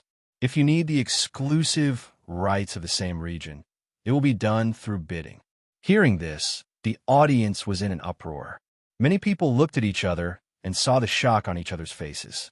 Compared to the status of the Black Star Corps and the popularity of this competition, this price was quite reasonable. It was far lower than what they had expected. Generally speaking, there were two ways to sell the broadcasting rights of such programs. The most common way was to sell the broadcasting rights as a unit, with no restrictions on the region. The other way was to split the broadcasting rights, which was usually used for large-scale broadcasting. Only a few people had the right to activate it, or else the media would not buy it. Of course, the Black Star Corps had the right to do so. The basic unit was the broadcasting range of a star zone, which meant that the broadcasting channels of this media were limited to a single star zone. Although the quantum network was very developed now, connecting the galactic society as one, most media audiences were still regional, equivalent to local channels. The lowest price of 15 million anas was indeed not a small amount, but the financial groups and media companies that dared to do business with the army were all of a certain scale, so it was not a problem for them to fork out such a small amount of money. If the broadcast coverage overlapped, there would be a set of processing system. If the broadcast coverage overlapped with the same coverage, then the two broadcasters would broadcast together. Otherwise, there would be a bidding war. If there were overlaps of different levels, for example, if one company bought the broadcasting rights of a star system and the other company bought the broadcasting rights of a star zone within that star system, they would either not deal with it, apply to the army for negotiation, withdraw the authorization, or cooperate with each other. However, the media was strictly prohibited from buying the broadcasting rights of a large area and then privately distributing the broadcasting rights. Sylvia summoned Philip's doppelgangers one by one and came to the side of each representative to record their bids. The media representatives thought for a while, wrote down their requests, and eagerly bought the rights. Everyone could see that the Black Star Cup was a business opportunity. Recently, the Black Star Corps had done a few big things, and their popularity was extremely high. This was especially so for Black Star's godlike battle and the Holy Light Particle, which attracted a large amount of traffic to the army. Out of 10 galactic residents, at least 3 to 4 would pay attention to the army's news. Furthermore, the Black Star Cup itself was also very attractive. Although there were many supers in the universe, and battles were not rare, this kind of competition where countless supers of various grades participated together was far too rare. Furthermore, there was also a selection process, which made it easier to mobilize the audience's emotions. Furthermore, there were too many competitions, and it was rare to see so many supers participating in so many interesting sports and entertainment events. According to the blueprint of the Black Star Cup, there was a chance that it would evolve into a league with more organizations participating in the future. With the status of the Black Star Corps, there was no need to be afraid of others following the trend. In the long run, this league had a lot of potential. Not only did the representatives present want to sign the contract for this season, some even want to sign a few more seasons as a long-term investment. On this project, it's a win-win situation for us. Sylvia spoke while everyone was thinking about the price. If the Army wants to make the Black Star Cup bigger, we need more media to broadcast it and attract more attention. You guys also need viewership ratings. I don't need to emphasize the scale of the Black Star Cup. This is a rare event. At this time, a financial group representative raised his hand and asked, "I heard that the Army is opening bets internally. Do you guys accept outside investments?" You can open your own bets, but the Army's bets do not accept outside bets. Sylvia waved her hand. Why is that? If you guys open bets, the amount of profit will definitely increase by a few levels. Someone was puzzled. This is the Army commander's highest order. Sylvia did not explain to everyone. In fact, when she learned of Han Zhao's decision, she also felt that it was a little strange. This was an opportunity to make a lot of money. With her understanding of Han Zhao, there was no way he would let go of this opportunity to make money. However, she did not expect her teacher to change his mind. Later, Han Zhao explained to her that although the Army was rich, the bets placed by the outside world were still too huge. There was a risk in opening bets to the outside world, and there might be some sorrows behind the scenes. Closing bets internally meant that the funds would circulate within the army. No matter who won or lost, the money would still be in the hands of the army members. On the other hand, if the army opened bets to the outside world, it might cause some dissatisfaction among the army members, which was not conducive to ideological development. If the bets were only limited to the army, the impact would be much better at the grassroots level. It would feel like they were playing behind closed doors. To put it simply, they were not interested in this rotten money. After receiving every offer, Interpius brought the business team in to negotiate. Sylvia left the conference room and rushed to the next meeting. Other than selling the broadcasting rights, the Army was also preparing to find a large number of sponsors for the Black Star Cup. He believed that the Army's partners would more or less invest some money, regardless of whether it was from the perspective of benefits or face. On the other side, Sorokin also found Han Xiao. "You want to sponsor the Black Star Cup too?"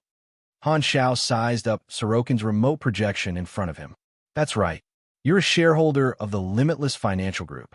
Of course, I have to show my support for your project." Sorokin put on his signature fake smile. "How much are you prepared to invest?" Sorokin gave a number and smiled. "This number represents my full sincerity." Han Xiao's heart skipped a beat. This sponsorship amount was a little exaggerated. "Your sincerity is overflowing. Are you sure you're willing to give so much?" "Yes, the Black Star Cup has a lot of potential. I'm very optimistic about this investment." Sorokin smiled and slowly said, "Furthermore, we're partners now. Due to certain reasons in the past, there was some animosity between us, so I hope to make up for it with you." Han Xiao immediately understood. "Fine, he's here to pay the protection fee. He wants to make up for the losses he caused me in the past." He had used similar threats to take away the position of a shareholder. What was done cannot be undone. Sorokin had accepted reality and took the initiative to make up for it. He had to admit that he was indeed flexible. After all, there was a saying that went, "Just make do." Han Xiao suddenly thought of something and turned his gaze. This guy was probably not only here to make up for their relationship, but also for Traveler's matter. The Dark Emperor had captured Traveler and released news that the dynasty was going to hold a public trial. Since he had gone to the secondary dimension some time ago, Sorokin might have thought that he knew something and came to sound him out. After all, Sorokin had also interfered in the rescue of Hela, and Traveler was one of the few people who knew about it. Of course, he would feel guilty. "All right, I'll remember less about what happened in the past." Han Xiao smiled at him and dragged his words. "About the tyrant," Sorokin's eyelids twitched. This, without waiting for him to answer, Han Xiao laughed. "Don't worry, I'm just kidding. Why would I let you tear up the agreement with him and use the same methods to deal with me to suppress all the businesses you helped him expand? My relationship with him is very good. Like how I'll believe you. You black-hearted bastard. You're very bad." Sorokin calmed down and probed. "I heard that you recently went to the secondary dimensions. How was your trip?" "Not bad. I went to a lot of places." Han Xiao talked about everything but the main topic. After patiently listening for a while, Sorokin saw that Han Xiao was not going to get to the main topic. He coughed and took the initiative to ask. "It said that the Dark Emperor captured Traveler in the secondary dimensions. Did you meet him?" "Yes." Han Xiao nodded. Sorokin was delighted and wanted to hear what Han Xiao had to say. However, he realized that Han Xiao had suddenly shut up and had no intention of continuing the topic. The two of them stared at each other for more than 10 seconds. Sorokin could not take it anymore and could only take the initiative to ask, "What was the situation at that time?" "At that time, little Dark Emperor almost let Traveler escape. He happened to bump into me, so I caught him." Han Xiao smacked his lips and sighed. "Speaking of which, this guy has no backbone. I used some torture on him, and he confessed the identity of the mastermind." Sorokin's heart tightened. "Who is it?" Han Xiao glanced at him and slowly said, "He said that he was actually not a neutral mercenary, but a secret member of a supercluster civilization. He was ordered by the higher-ups, so when Hela was attacked, he came to interfere." "Secret member?" Sorokin was curious. "Which civilization is he from?" Han Xiao's tone was solemn. "We did not expect that he was actually from the Moto civilization." So, it's Moto. Sorokin was deep in thought. He suddenly froze and became vigilant. No, Traveler would not help him cover up the truth. He would definitely expose that the reason the supercluster sent him out was because of him. If that was the case, the dynasty would definitely know that he was involved.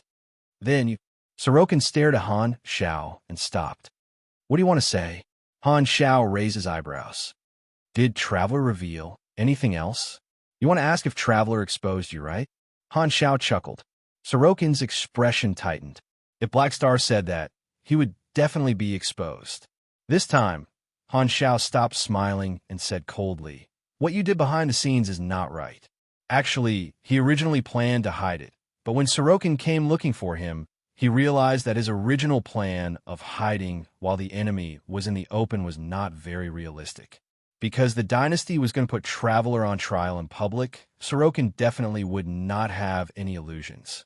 He knew that the probability of Traveler admitting guilt was very high, so there was no reason for him to keep it secret. Therefore, the dynasty would most likely know what he was doing behind the scenes. Therefore, Black Star would definitely be notified and know that he was scheming against the Black Star Corps behind the scenes. In that case, even if he acted dumb, it would be useless. If he tried to hide it, Sorokin would only be more vigilant. Instead of that, he might as well just say it out loud. According to his understanding of Sorokin, this bastard knew when to back down and when not to back down. He definitely did not want to have a falling out and wanted to find a way to make up for it. After all, even if Sorokin gave him compensation, it did not mean that he would give up on targeting Sorokin. Sorokin paused and showed a helpless expression. All right, you caught me. My motive for doing this is only to maintain the balance, not to target you personally. However, I did wrong you in this matter. Since we're partners now, I'll give you an explanation to express my apology. Han Xiao carefully observed his expression and narrowed his eyes. Just as he had guessed, with Sorokin's thick skin, it was unlikely that he would panic after being exposed. Instead, he would openly accept this matter, apologize in person, and find a way to make up for it. Furthermore, Sorokin was very cunning. He had actually prepared a backup plan for this matter, which was that he deliberately revealed his inner thoughts to Traveler and found a reason for his actions to protect collectivism and attack the united front of the Beyond Grade as not involving personal grudges. With such a thought as support, even if he was exposed afterward, he would not be targeted so fiercely. This was because the position he showed in this matter was actually the same as the three universal civilizations. They both wanted to attack the united front of the Beyond Grade as. He only made a mistake in his method, but even so, the degree to which he offended the dynasty was actually very low. After all, his method was to interfere indirectly and not directly, so there was a certain amount of leeway. In the current complicated situation of the universe, the three universal civilizations had a conflict of interest with the Development Union. As a member of the association, Sorokin had the so-called collectivist ideology, so in the eyes of the three universal civilizations, he was very likely to become one of the people they could fight for.